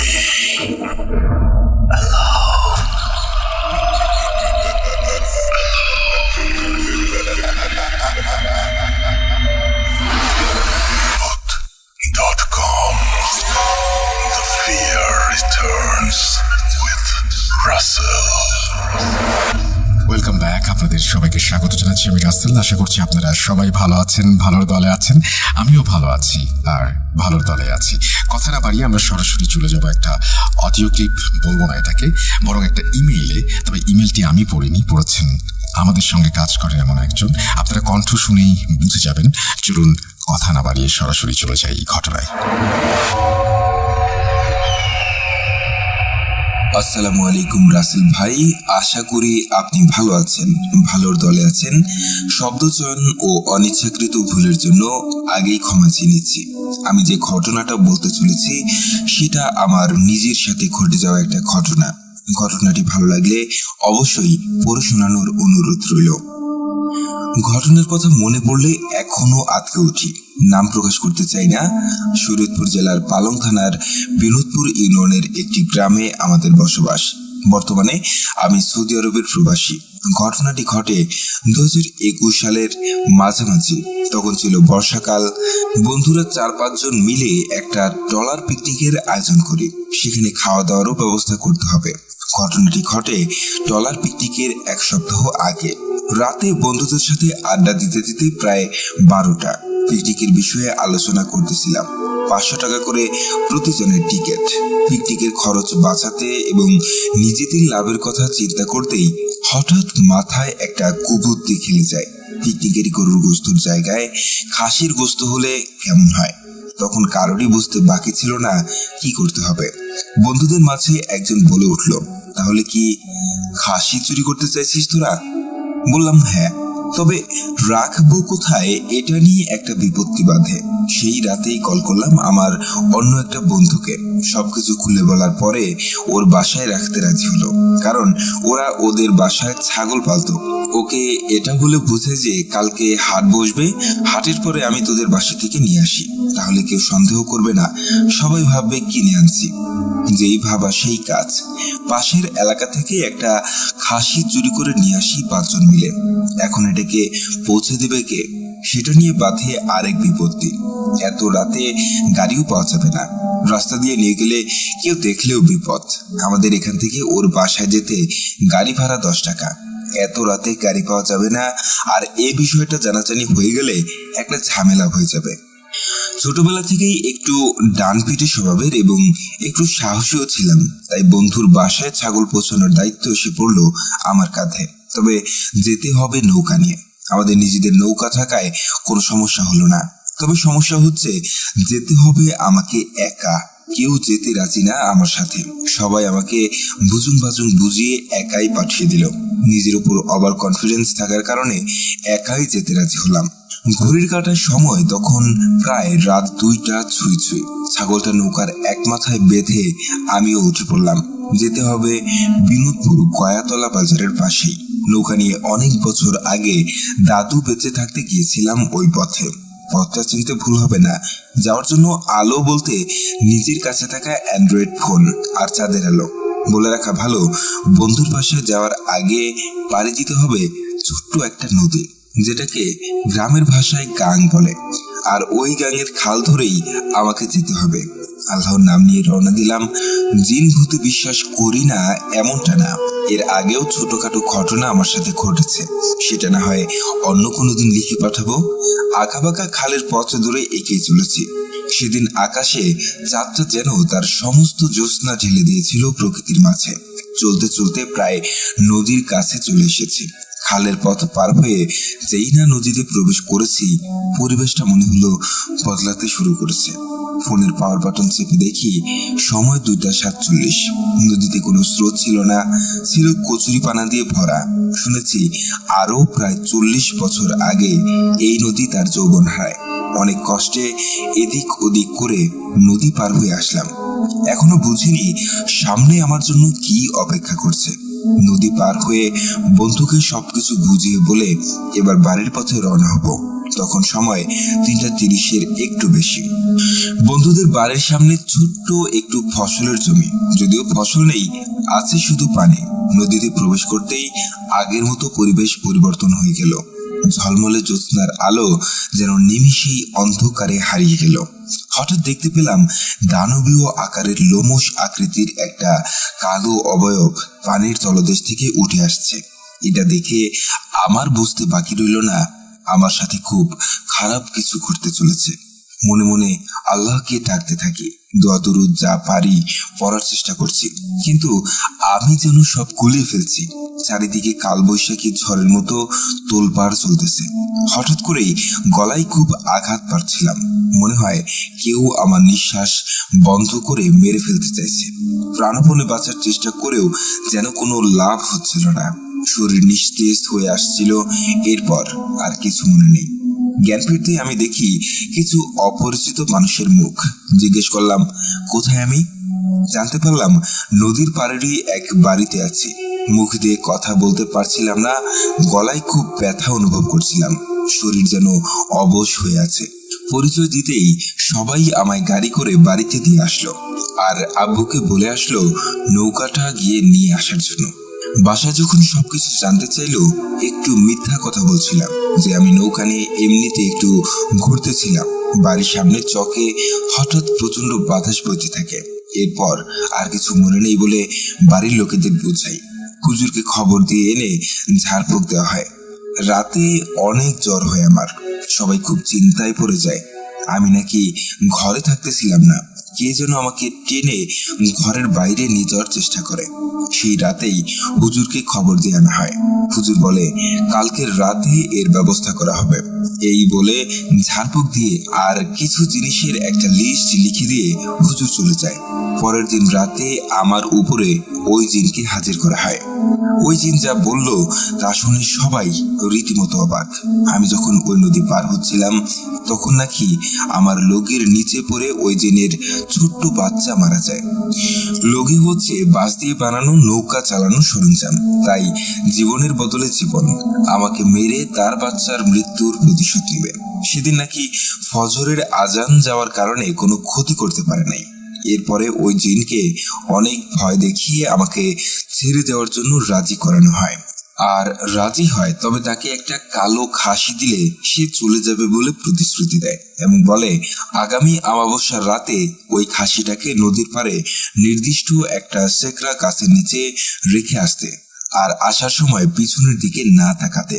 আর ওই খাসিটা যেন আমি গিয়ে রেখে আসি। তবে জিনটা অভয় দিয়েছিল পিছনের দিকে না তাকালে কোনো ক্ষতি করবে না।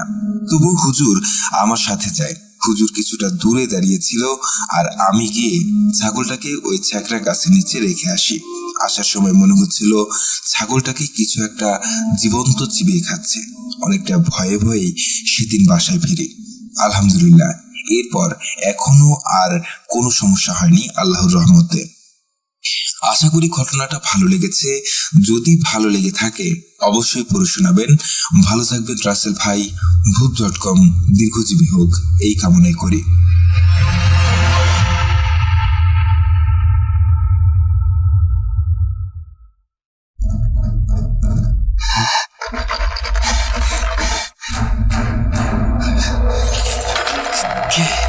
আমি অশরীরী, দেখতে পাবে না কবু।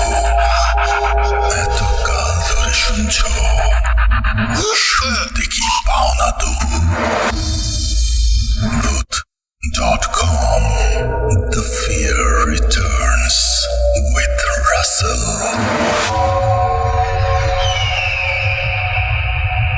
আলাইকুম সর্বজন প্রিয় রাসেল ভাই। শত ব্যস্ততার আধারের বুক চিরে আবারও ভূত.com এর প্রতি আদিম আকর্ষণ এবং আমার জীবনসঙ্গীর বিশেষ অনুরোধে 2 কলম লিখলাম। ভালো লাগলে পড়ে শোনানোর বিশেষ অনুরোধ রইল। ভূত.com এ এটি আমার দ্বিতীয় ঘটনা। সিলেক্ট হলে জানাবেন ঠিকানা। এরপর তিনি তার ঠিকানা দিয়েছেন এবং পরবর্তীতে ঘটনা শুরু করেছেন। ঘটনাটি ঘটেছিল আমাদের গ্রামের এক মামার সাথে। সঙ্গত কারণে আমি তার নামটি গোপন রাখলাম। তিনি এখন আর পৃথিবীতে নেই। ঘটনার প্রয়োজনে তার নাম দিলাম মতিন মামা। ঘটনাটি ঘটেছিল তার সাথে আজ থেকে প্রায় 15 বছর আগে। অনেক কথা হলো, এবার ঘটনায় আসা যাক। বলে রাখা ভালো, তিনি ছিলেন অত্যন্ত সাহসী ও ডানপিটে স্বভাবের মানুষ। ছোটবেলা থেকে তিনি জিন ভূতে ভয় পেতেন না। কথিত আছে তিনি বহু দূর থেকে বসেও বর্ষাকালে তীব্র অন্ধকার রাতেও দেখতে পেতেন যে কোনো জেলের মাছ ধরার জাল থেকে জিন ভূত মাছ খেয়ে চলে যেত। উপস্থিত লোকেরা এই কথার প্রমাণ চাইলে তিনি বলতেন, সকালে দেখবেন ওই জাল থেকে যতগুলো মাছ জিনেরা খেয়েছে ওই মাছের শুধু কাঁটাগুলোই জালে আটকা থাকবে। সত্যি তাই হতো। সকাল হতেই জেলেরা তাই দেখতে পেতেন যে মাছগুলোর মাঝে বিন্দুমাত্র মাংস নেই, শুধু কাঁটা অবশিষ্ট আছে। শুধু কাঁটাই থাকে কেন তার কাছে জানতে চাইলে তিনি বলতেন, তারা আগুনের তৈরি। তারা হা করলে তাদের মুখ থেকে আগুন বের হয় এবং ওই আগুনে সিদ্ধ হয়ে মাছের মাংসগুলো তাদের মুখের ভেতরে চলে যায়। আর মাছের কাঁটা তাদের পছন্দ না, তাই তারা তা ফেলে চলে যেত। এবার মূল ঘটনায় আসা যাক। মতিন মামা ছিলেন একজন কৃষকের সন্তান। জীবন জীবিকার তাগিদে তিনি কৃষি কাজের সাথে সংযুক্ত ছিলেন। তিনি প্রায় সময় রাতে কোন দিয়ে সেচে বিল থেকে কৃষি জমিতে পানি দিতেন। কোন হলো আমাদের গ্রামের সেচের এক ধরনের বিশেষ যন্ত্রের নাম, যা আজ কালের বিবর্তনে প্রায় বিলুপ্তির পথে। এমনই এক রাতে তিনি জমিতে কোন দিয়ে সেচ দিচ্ছিলেন। বলে রাখা ভালো রাসেল ভাই, তিনি প্রতিবারই সেচে দেওয়ার সময় একটা বালতি বা বল ভর্তি করে পচা ভাত তরকারি নিয়ে যেতেন। ওই বিলটিতে যেখান থেকে তিনি কৃষি জমিতে সেচ দিতেন, খাবারগুলো জিন পিশাচের বাচ্চাদের খেতে দিতেন। বলে রাখা ভালো, তিনি জিনও সাধন করতেন। জ্যোৎস্না রাত, চারিদিকে ফাল্গুনের হাওয়া বইছে। এমনকি এক রাতে তিনি কোন দিয়ে জমিতে সেচ দিচ্ছিলেন। ঘটনা বোঝার সুবিধার্থে আমি তার জবানিতে লিখলাম। ভুল হলে মাফ করবেন, বলছেন মতিন মামা। সেচ দেওয়ার সময় খেয়াল করলাম হঠাৎই কোনটা অন্য সময়ের তুলনায় বেশ ভারী মনে হচ্ছে। তাকড়া জোয়ান ছিলাম, গায়ে শক্তি থাকায় কোনো কিছু না ভেবেই পানি তোলাতে লাগলাম। চাঁদের আলোয় হঠাৎ আমার চোখে পড়ল কোণের মাথায় একটা সুন্দরী মেয়ে বসে আছে। এই মেয়েটার কপালে বড় লাল টিপ, হাতে সাদা রঙের মোটা লাল চুড়ি। মনে হলো মেয়েটা সনাতন ধর্মের হবে। বুঝতে বাকি রইল না এটা জিন। তাকে ধমক দিয়ে বললাম, ভালো চাইলে এখান থেকে চলে যা, নয়তো এর পরিণাম ভালো হবে না। এই মেয়েটির এক কথা, না যাব না, অনেকদিন ধরে কিছু খাইনি, তোকে চিবিয়ে খাবো, তারপর যাব। আমার সঙ্গে থাকা জিনের মাধ্যমে তাকে চলে যেতে বললাম। সে যেতে রাজি হলো না। তখনই আমার জিন আমাকে জানালো যে ওই কোণের উপর বসে থাকা জিনটির উদ্দেশ্য ভালো না। আপনাকে মারার জন্য সে সুদূর ভারত থেকে এসেছে। আমার পালিত জিনকে তার সাথে লড়াই করতে বললাম। সে করুণ স্বরে বলল, মালিক, সে আমার থেকে অনেক শক্তিশালী, তার সাথে আমি পারবো না বলে সে আমায় সালাম দিয়ে চলে গেল। অনেকবার বলার পরও সেই মেয়ে আকৃতির জিনটি যেতে রাজি হলো না। তারপর ধোয়া পড়া পানি তার দিকে ছুঁড়ে মারতেই সে বিকট চিৎকার করে আমার গলায় তার ভয়ঙ্কর হাত দিয়ে আমার গলা চেপে ধরল। রাসেল ভাই, হাতটা ছিল এমন, সমগ্র হাত বড় বড় লোমে ভরা, ছোট বিড়ালের বাচ্চাদের মতো নরম তার হাত। রাসেল ভাই, বলে রাখা ভালো, আমার কোমরে জামার আস্তিনে সবসময় রাতে একটা চুরি রাখতাম। জোরে আল্লাহর নাম দিয়ে ওই চুরিটা তার দিকে ছুঁড়ে মারতেই বিকট শব্দ করে সে কোণের মাথা থেকে ছিটকে মাটিতে লুটিয়ে পড়ল। ওই জিনটির দেহ থেকে প্রচুর রক্ত বের হতে লাগলো। তখন হঠাৎই খেয়াল করলাম পশ্চিম দিক থেকে বেশ বড় বড় জোব্বা পরা কয়েকজন লোক আমার দিকে দৌড়ে আসছে। আমি দ্রুত দৌড়ে বাড়ি চলে আসি। কিছু সময় পর দরজায় নক করার শব্দ শুনতে পাই। আমার স্ত্রী জানতে চাইলেন, কে? জবাবে উত্তর আসলো, আমরা পুলিশ। দরজা খুললেন। তখন আমি দ্রুত পেছনের দরজা দিয়ে পালাতে থাকি, সাথে পুলিশও আমার পিছু নিল। একসময় ধান ক্ষেতের আইলে দৌড় দিলাম। পুলিশ সরু আইলে দৌড় দিতেই এক একজন ধানের জমিতে হোঁচট খেয়ে পড়তে লাগলো। একটা সময় আমাকে পুলিশ ধরে ফেললেন আর বলতে লাগলেন, থানায় চল, তোর বিরুদ্ধে একটি হিন্দু মেয়েকে খুন করার অভিযোগ আছে। রাসেল ভাই, আমি ভীষণ হতবাক হলাম। পুলিশকে এই তথ্য দিল কে? এই ঘটনার সময় ওখানে তো কেউ ছিল না। যাই হোক, পুলিশকে রাতের সমস্ত ঘটনা খুলে বললাম, আর এটাও বললাম যে ওটা মানুষ না, জিন। পুলিশ তা কোনো মতেই বিশ্বাস করলেন না। আমি এবং কতিপয় গ্রামবাসীর অনুরোধে ঘটনাস্থলে পুলিশকে যেতে বলি। ওখানে যেতে ফজর শেষে ভোর হলো। গিয়ে বিলের পাড়ে যা দেখি তাতে সবাই অবাক। দেখি একটা কালো বড় আকৃতির কাক মরে পড়ে আছে এবং ওই কাকের বুকে আমার রাতের চুরিটা বসানো। দেখে সবাই হতবাক। অনেক জিজ্ঞাসাবাদ আর উপস্থিত সকলের অনুরোধে এবং কোনো বাদী না থাকায় পুলিশ আমাকে ছেড়ে দিল। তখন থেকে শুধু একটা প্রশ্নই মনে ছিল, কে এত জলদি পুলিশকে জানালো? পরদিন গ্রামের এক প্রবীণ মাতাব্বরকে সাথে নিয়ে থানায় গিয়ে খোঁজ করলাম, বেশ ভালো করে। অত্র থানার ভারপ্রাপ্ত কর্মকর্তা বললেন, কই, এমন কোনো অভিযোগ তো আমাদের থানায় আসেনি। ওই দিন রাতে তো আমরা এমন কোনো অপারেশনে যাইনি। শুনে আমরা অবাক। তবে কে ছিল ওই দিনের অভিযোগকারী? কে ছিল ওই দিনের পুলিশ? পরদিন আমার সাথে থাকা জিন হাজির করে তাদের কাছে তেমন কিছু জানতে পারেনি। তার উত্তর এখনো মেলেনি। রাসেল ভাই, এই ছিল ঘটনা। ঘটনাটি সম্পূর্ণ সত্য, প্রচার করলে ভীষণ খুশি হব।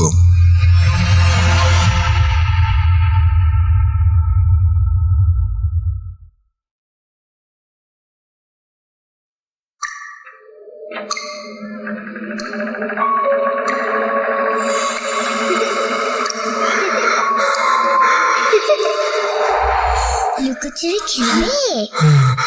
লুকোচুরি? তুমি লুকাও, আমি ঠিকই তোমাকে খুঁজে পাবো।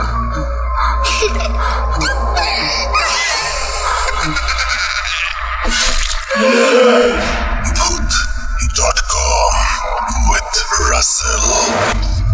আরো একবার আপনাদের সবাইকে স্বাগত জানাচ্ছি। আমি রাসেল। আশা করছি আপনারা সবাই ভালো আছেন, ভালোর দলে আছেন। আমিও ভালো আছি আর ভালোর দলে আছি। এবারও একটা ঘটনায় যাব, তবে এই ঘটনাটি পড়েছেন জুনায়েদ। আশা করছি আপনাদের ভালো লাগবে। চলুন কথা না বাড়িয়ে আমরা সরাসরি ঘটনায় চলে যাই। আসসালামু আলাইকুম প্রিয় রাসেল ভাই, আশা করি ভালোই আছেন, কারণ আমি জানি আপনি সবসময় ভালোর দলে আছেন এবং আগামীতেও থাকবেন। আমি আগে ভূত FM আর এখন Voot.com এর একজন নিয়মিত শ্রোতা। ভাই, আমি সারাদিন কাজ করি, সেজন্য লাইভে কখনো শোনা হয় না, কারণ সারাদিনের পরিশ্রমের কারণে রাত জাগতে পারি না। বাট আমি আপনার সবগুলো এপিসোড ডাউনলোড করে সারাদিন কাজ করি আর কানে হেডফোন লাগিয়ে এপিসোডগুলো শুনি। ভাই, আমার কাছে অনেক ছোট্ট একটি ঘটনা আছে, আর সেই ঘটনাটি আমার নিজের সাথে ঘটা। ঘটনাটি ঘটেছিল 3 মাস আগে। তো যাই হোক, আমি ঘটনায় যাচ্ছি। তবে যাওয়ার আগে সকল লিসেনার এবং রাসেল ভাইয়ের কাছে অনুরোধ, লেখায় কোনো ভুল ত্রুটি হলে ক্ষমা সুন্দর দৃষ্টিতে দেখবেন, কারণ Voot.com এটাই আমার প্রথম পাঠানো ঘটনা।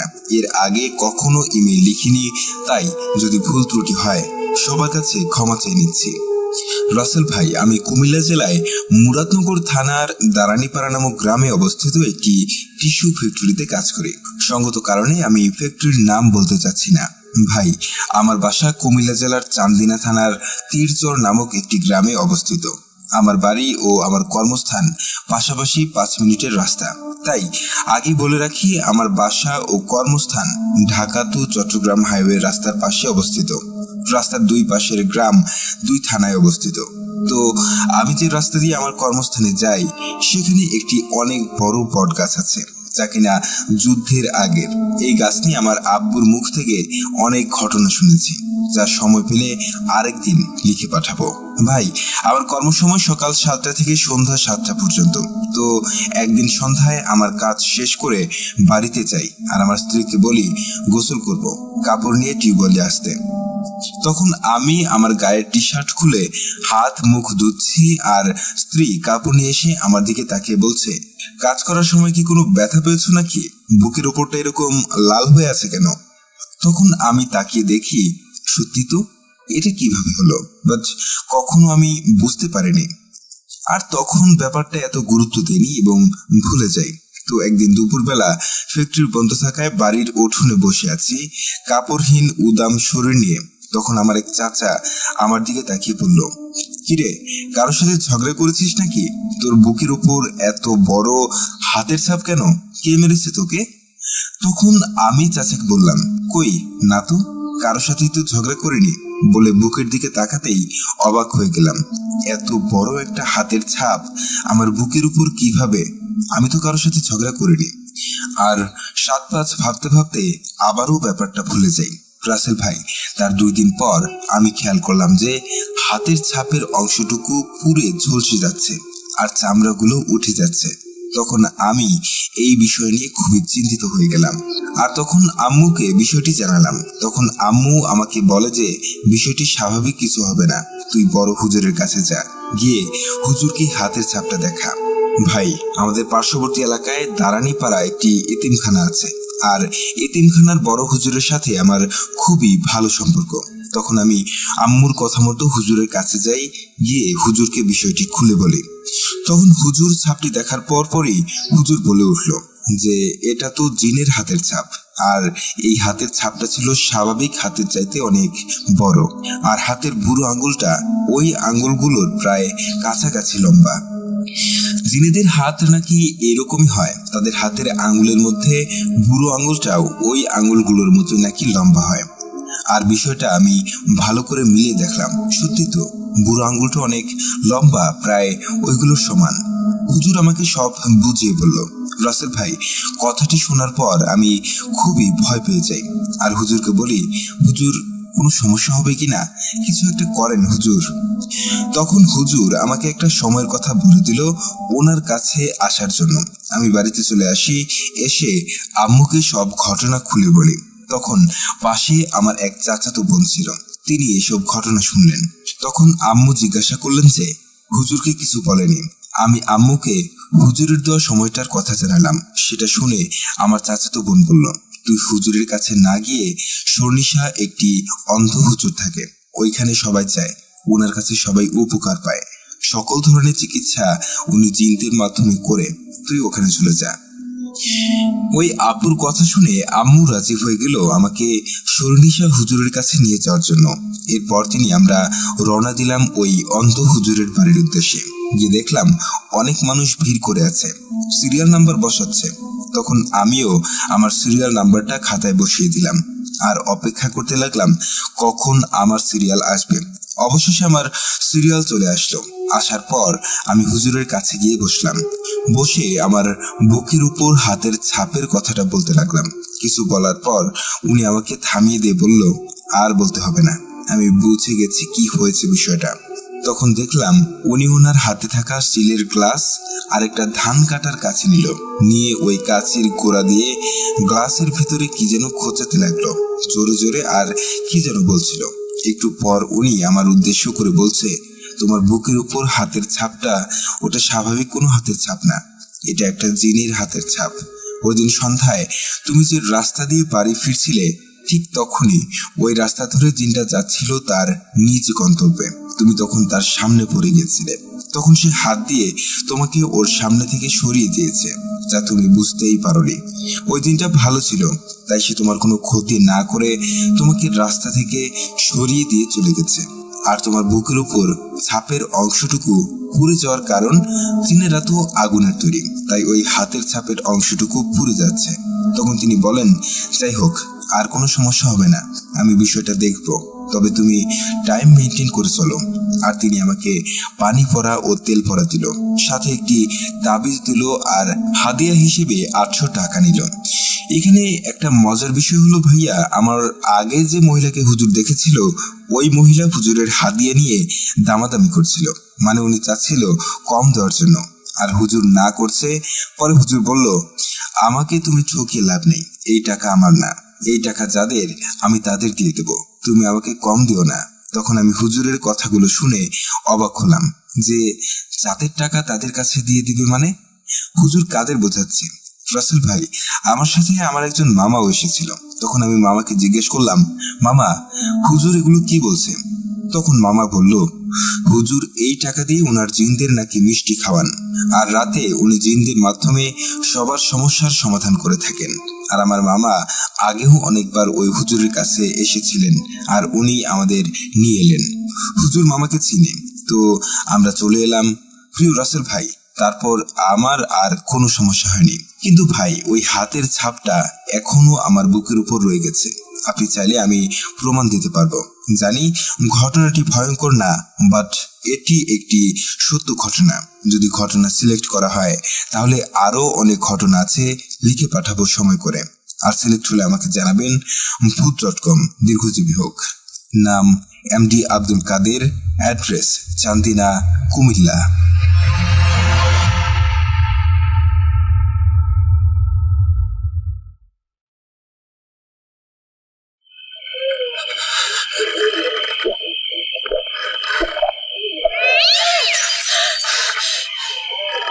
আজ আবার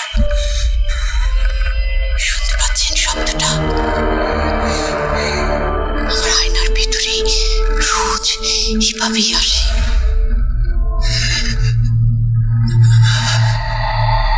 Voot.com with Russell. আরো একবার আপনাদের সবাইকে স্বাগত জানাচ্ছি আমি রাসেল। আশা করছি আপনারা সবাই ভালো আছেন, ভালোর দলে আছেন। আমিও ভালো আছি আর ভালোর দলে আছি। এইবারে একটা অডিও ক্লিপে যাব। আশা করছি এই অডিও ক্লিপটি আপনাদের ভালো লাগবে। পরিচয় আমি বলছি না, কারণ যিনি ঘটনা পাঠিয়েছেন তিনিই জানাবেন তিনি কোথা থেকে লিখছেন, কি তার পরিচয়। চলুন শুরু করা যাক। আসসালামু আলাইকুম রাসেল ভাই, জানি আপনি ভালোর দলে, তাই আর জিজ্ঞেস করলাম না।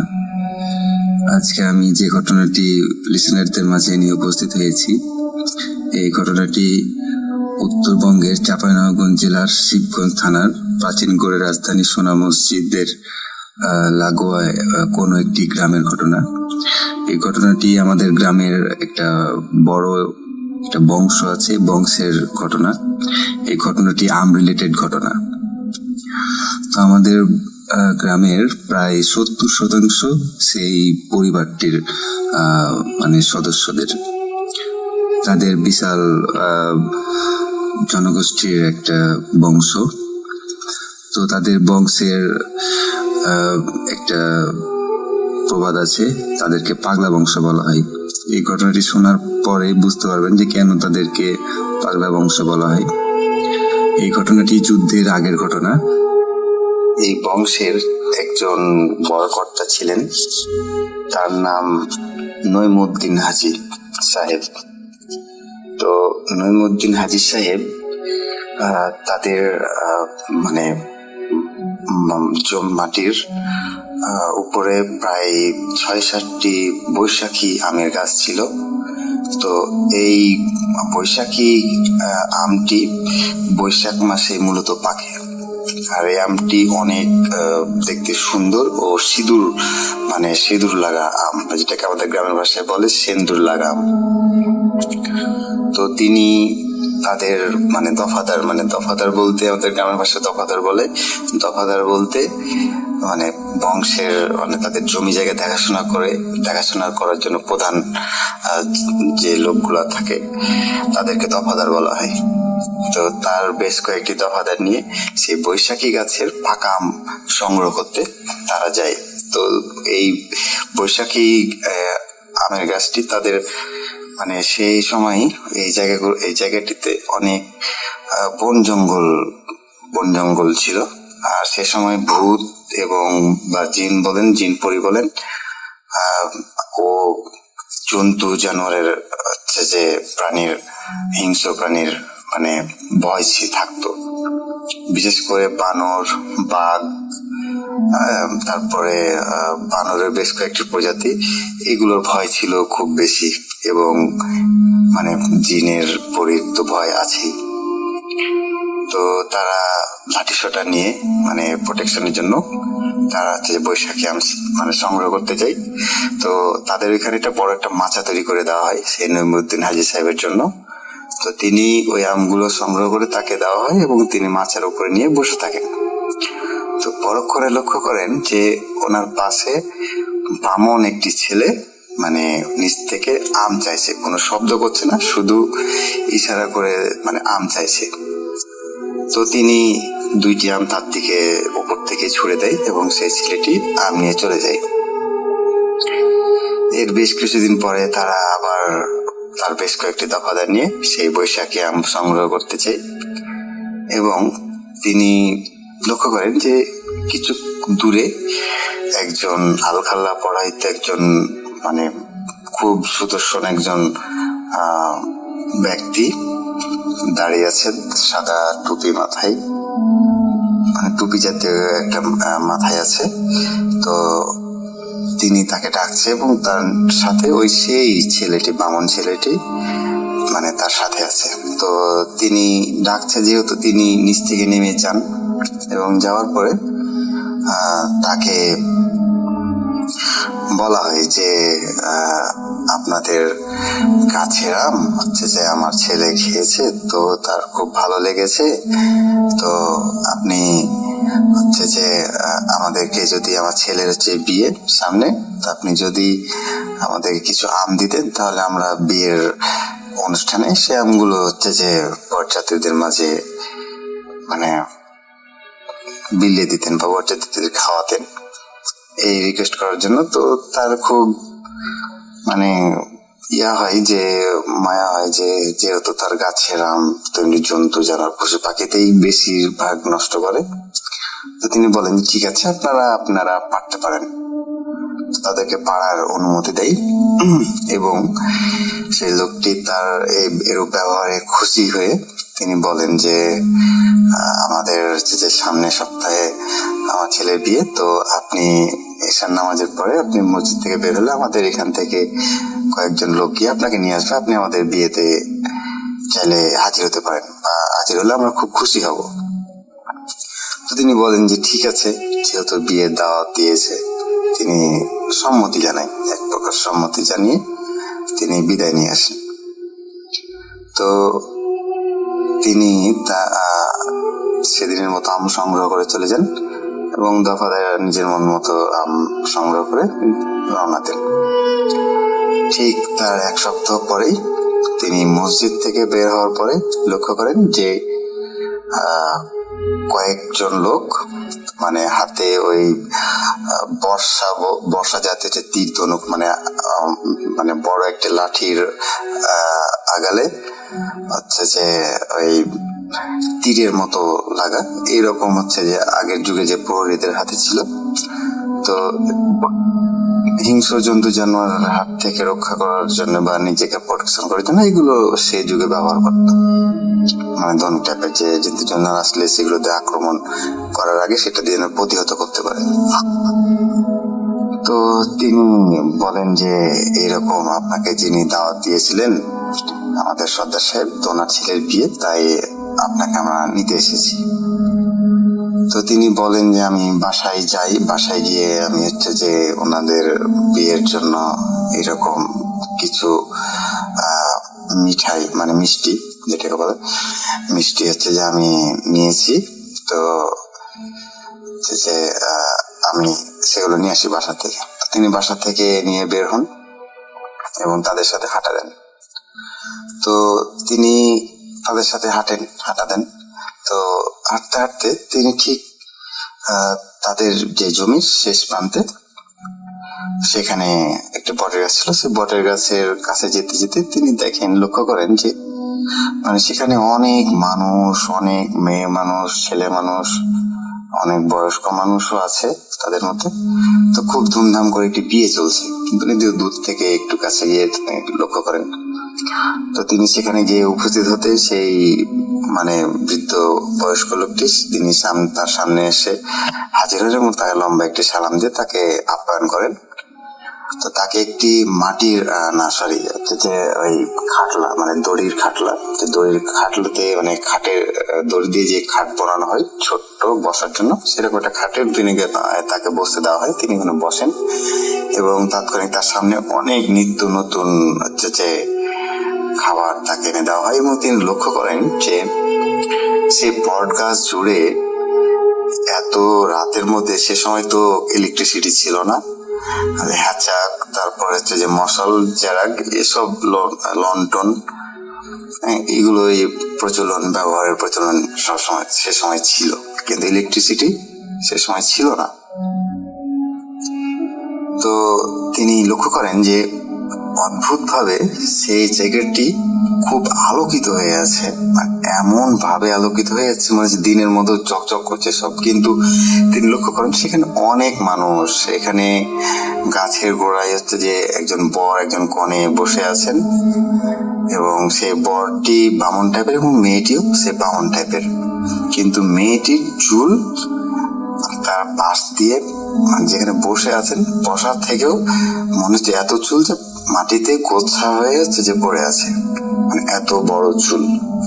সে ছেলেটিও বসে আছে এবং তাদের পাশে মানে অনেক গ্যাঞ্জাম চিল্লা চেঁচামেচি এরকম তো আছে, বিয়ে বাড়ি একটা আমেজ যেরকম থাকে তার চাইতে বেশি। তো যে যার বাচ্চারা যে যার মতো খেলছে, মেয়েরা অনেক রান্না করছে, কেউ বাসন গোছাচ্ছে, মানে যে যার মতো কাজে ব্যস্ত, তার দিকে তার কোনো লক্ষ্য নেই।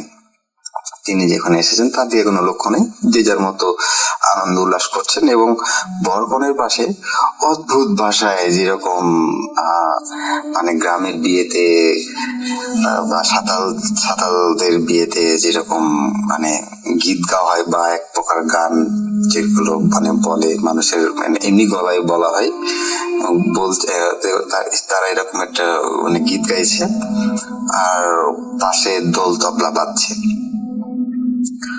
তো তিনি তার কাছে বিষয়টি খুব অদ্ভুত লাগে এবং তিনি লক্ষ্য করেন যে কয়েকজন ছেলে মেয়ে যে খেলাধুলা করছে, কিন্তু খেলাধুলা করতো ছেলেমেয়েরা খেলাধুলা করতো, তিনি পড়ে যায়, কেউ হয়তো পড়ে যায় খেলতে খেলতে, ছোট বাচ্চারা।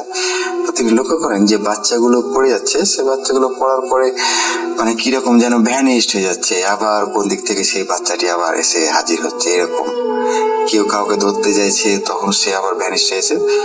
তো তখন তার কাছে মানে খটকা লাগে যে এরকম তো বিয়ে সে কোনোদিন দেখেনি বা কোনোদিন শুনেও নি।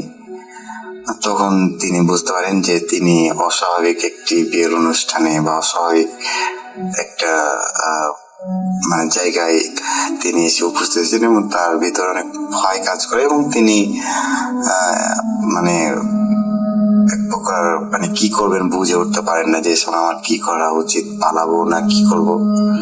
তো এরকম কথা চিন্তা করতে হতে সে আল্লাহর নাম নিতে থাকে। তিনি একজন ধার্মিক নামাজি ও দয়ালু ব্যক্তি ছিলেন এবং তাদের অনেক ধন সম্পত্তি ছিল, অনেক দূর দূরান্ত তাদের ধন সম্পত্তি। তো তিনি মানে এরকম চিন্তা করতে হতে সে বয়স্ক আল্লাহ পড়া লোকটি তার সামনে এসে হাজির হয় এবং তার সামনে এসে তাকে আশ্বস্ত করেন যে আপনি ভয় পাওয়ার কিছু নেই, আমরা আপনার এই বটের গাছে আপনাদের এই যে মাটির এই যে বটের গাছেই আমরা হচ্ছে যেখানে বসবাস করি, এখানে আমাদের একটা মানে পুরো পাড়া বলতে তাদের একটা মহল্লায় মানে জিনেদের বাসা একটা মানে পাড়া একটা মহল্লা এটা তাদের। তো এখানে আমরা অনেক জিনের পরিবার আমাদের এখানে বসবাস, আপনাদের এই গাছেই আমরা থাকি। তো তার জন্য খুব মানে কৃতজ্ঞ, মানে তিনি যে আমগুলো দিয়েছেন এবং তাদের মানে বিয়েতে যে মিষ্টি নিয়ে হাজির হয়েছেন এই জন্য সে খুব কৃতজ্ঞ জানে এবং তার ব্যবহারে তারা খুব সন্তুষ্ট হয়েছে এবং তিনি তাকে আশ্বস্ত করেন যে আপনি ভয় পাবেন না, আপনার কোনো কিছু হবে না। এবং তাকে এও বলেন যে আমরা যেহেতু আপনাদের মানে গাছেই থাকি সেহেতু আপনাদের 5 পিঢ়ি পর্যন্ত আমরা আপনাদেরকে হেফাজত করব, রক্ষা করব। কিরকম রক্ষা করব? জিন, তারপরে জিন পরি এগুলো তো আছেই, তারপরে চোর ডাকাত, তাদের কোনো ক্ষতি হতে দিবে না, তাদের বংশের মানে পুরো বংশ। আর নইবুদ্দিন হাজী সাহেবের পুরো বংশের তিনি তারা সেই জিনের পরিবার বা বংশ তারা বলে যে আমরা 5 পিঁড়ি পর্যন্ত যোগ্য। মানে 5 পিঁড়ি বলতে কি কোনটাকে বোঝাচ্ছে আপনাদেরকে ভেঙে বোঝাই। 5 পিঁড়ি বলতে নইবুদ্দিন হাজী সাহেব আছেন এবং তার বংশের তার পরবর্তীতে যে পুত্র সন্তান আসবেন সে একজন, মানে উনি নইবুদ্দিন হাজী মারা যাওয়ার পরে তার পুত্র সন্তান যিনি থাকবেন বড়, তিনি 1 পিঁড়ি চলে গেল, তার পুত্র সন্তান 1 পিঁড়ি, তারপরে তার পুত্র সন্তান 1 পিঁড়ি, তার পুত্র সন্তান বা তাদের পুত্র সন্তান না তার সন্তান 1 পিঁড়ি, এইরকম। তো বলে তিনি তাকে এক গ্লাস একটা গ্লাসে, মাটির গ্লাসে তাকে একটা শরবত এনে দেন এবং শরবত খাওয়ার পরে সেই নইবুদ্দিন হাজী সাহেবের আর কিছু মনে পড়ে না। তিনি যখন তার ঘুম ভাঙে সকালবেলা, তিনি তখন দেখে তার বেডেই তিনি শুয়ে আছেন এবং তিনি ঘুম থেকে উঠেন, ভাবেন যে হয়তো নিছক একটি স্বপ্ন দেখেছে, তাই সে উঠে আছে। তারপরে দেখে তার পরিবারের সব সদস্য খাওয়া দাওয়া নিয়ে ব্যস্ত। সেই অনেক রকম ফল, অনেক রকম খাবার তারা খাচ্ছে এবং তাদেরকে জিজ্ঞাসা করে যে এই তোমরা এই খাবারগুলো কোত্থেকে পেয়েছো? এগুলো তো আমি আনি নাই, বা আমি তো এগুলো কোত্থেকে এনেছো, কে দিয়েছে? তো তার পরিবারের সদস্যরা জানায় যে এগুলো তো আপনি এনেছেন। তার বউ বলে এগুলো তো আপনি এনেছেন, আপনি তো গত রাত্রে বিয়ে বাড়ি থেকে আপনাকে এগুলো দিয়েছে, আপনি নিয়ে আসছেন। তখন তার সেই স্বপ্নের কথা মনে পড়ে যায় পুরোপুরি এবং তারপরে দিন স্বপ্নে তাকে জানানো হয় যে তার সাথে তার জিনেরা এসে খাবারগুলো বাসায় রেখেছেন এবং তাকে বাসায় এসে রেখেছেন। তো এইরকম কালের বিবর্তন হওয়ার পরে 3 পিঁড়ি জোগাড় পরে, মানে 3 পিঁড়ি পাড়া দেওয়ার পরে, মানে 3 পিঁড়ি বলতে নইবুদ্দিন হাজী সাহেব তার পরিবারের মানে সন্তান, তার পরিবারের সন্তান, মানে একজন সন্তানের বড় সন্তান যিনি তারা মারা যাওয়ার পরে 3 পিঁড়ি যখন হয়েছে এরকম, তখন তারা একটি ভুল কাজ করে বসে।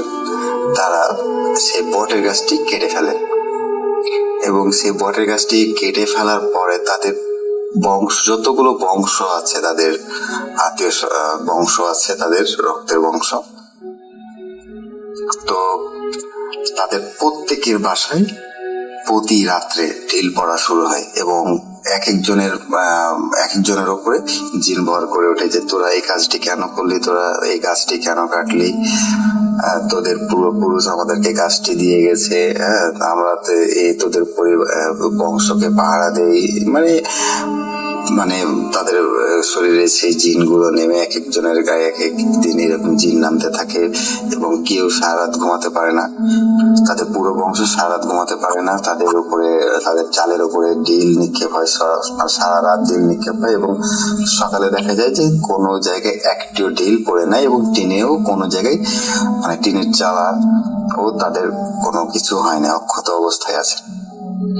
তো তারা একজন বিজ্ঞ আলেম দ্বারা তারা এই জিনের সাথে কথা বলতে সক্ষম হয় এবং সেই জিনটি তাদেরকে বলেন যে তারা যেহেতু এই ভুলটি করে ফেলেছেন, তাহলে এখন তাদের যেটা করণীয়, যে জায়গায় বটের গাছটি ছিল সেই জায়গাটিকে সেন্টার করে, মধ্যখান করে পুকুর খনন করতে হবে এবং পুকুর খনন করার পরে সে পুকুরে যখন পানিতে ভরে যাবে, তখন একটি নৌকা তৈরি করে সেই নৌকা নিয়ে গিয়ে সেই মধ্যেখানে সোনার চারাক জ্বালিয়ে রেখে চলে আসতে হবে। তাহলে তাদের এই অভিশাপ থেকে তারা মুক্তি পাবে, তাদের তারা যে গাছটি কেটে ভুল করেছে এটা থেকে তাদেরকে ক্ষমা করা হবে।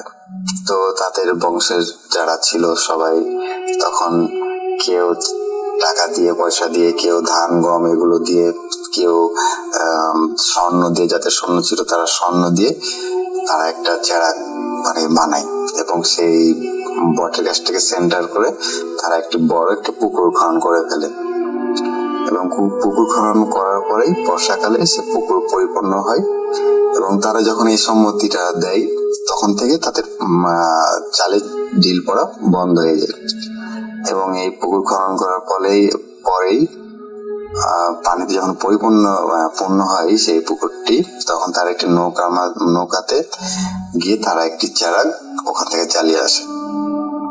এবং চেরাগ জ্বালিয়ে আসার পরে তাদের পরিবারের যে বিলাত একজন সন্তান আছে, তার যে উপরে জিন্নাহর হয় এবং তিনি বলেন যে তোরা যে চেরাগটি দিয়েছিস, যে চেরাগটি স্বর্ণের নয়, তোরা স্বর্ণের চেরাগটি তোদের কাছে রেখে দিয়েছিস এবং তোরা যে ওই পিতলের চেরাগ নিয়ে এসে তোরা আমাদের সাথে ধোঁকাবাজি করেছিস এবং তোরা যে ধোঁকাবাজি করেছিস তোদের এই ফলস্বরূপ তোদের অভিশাপ দিয়ে গেলাম। আর তোদের যেহেতু 5 পিঁড়ি জোগানোর কথা ছিল, পাহারা দেওয়ার কথা ছিল, এখন থেকে সেটাও বাদ, তাদেরকে পাহারা দিবে না। এখন তারপরে তাদেরকে বলা হয় যে তোদের এই অভিশাপ দিয়ে গেলাম যে তোরা যতজন তোদের বংশে এবং যতদিন তোদের ভবিষ্যতে আসবে যত পুরুষ এবং সকলেই পাগল হয়ে মারা যাবে। তো সত্যি তাই হয়। এখন পর্যন্ত ওদের পরিবারের যতজন মারা যায় সবাই মৃত্যুর আগে পাগল হয়ে যায়। পাগল হয়ে যাওয়ার পরে মারা যায়। একজন প্রায় প্রায় জন্মের পর থেকে পাগল, আর কয়েকজন পাগল হয়ে মারা গেছে আমাদের চোখের সামনেই। আর তাদের এই যে পাহারা দেওয়ার কথাটা বলি, জিন যে পাহারা দিত কিভাবে, তারা যখন চোর যখন তাদের বাসায় চুরি করতে আসতো, কেউ হয়তো ছাগল চুরি করতে আসতো বা গরু চুরি করতে আসতো বা কেউ ধান গম চুরি করতে আসতো কুটি থেকে, তো চুরি করার পরে তারা ওইভাবে স্ট্যাচু হয়ে দাঁড়িয়ে থেকে যেত ওইভাবে সারা রাত।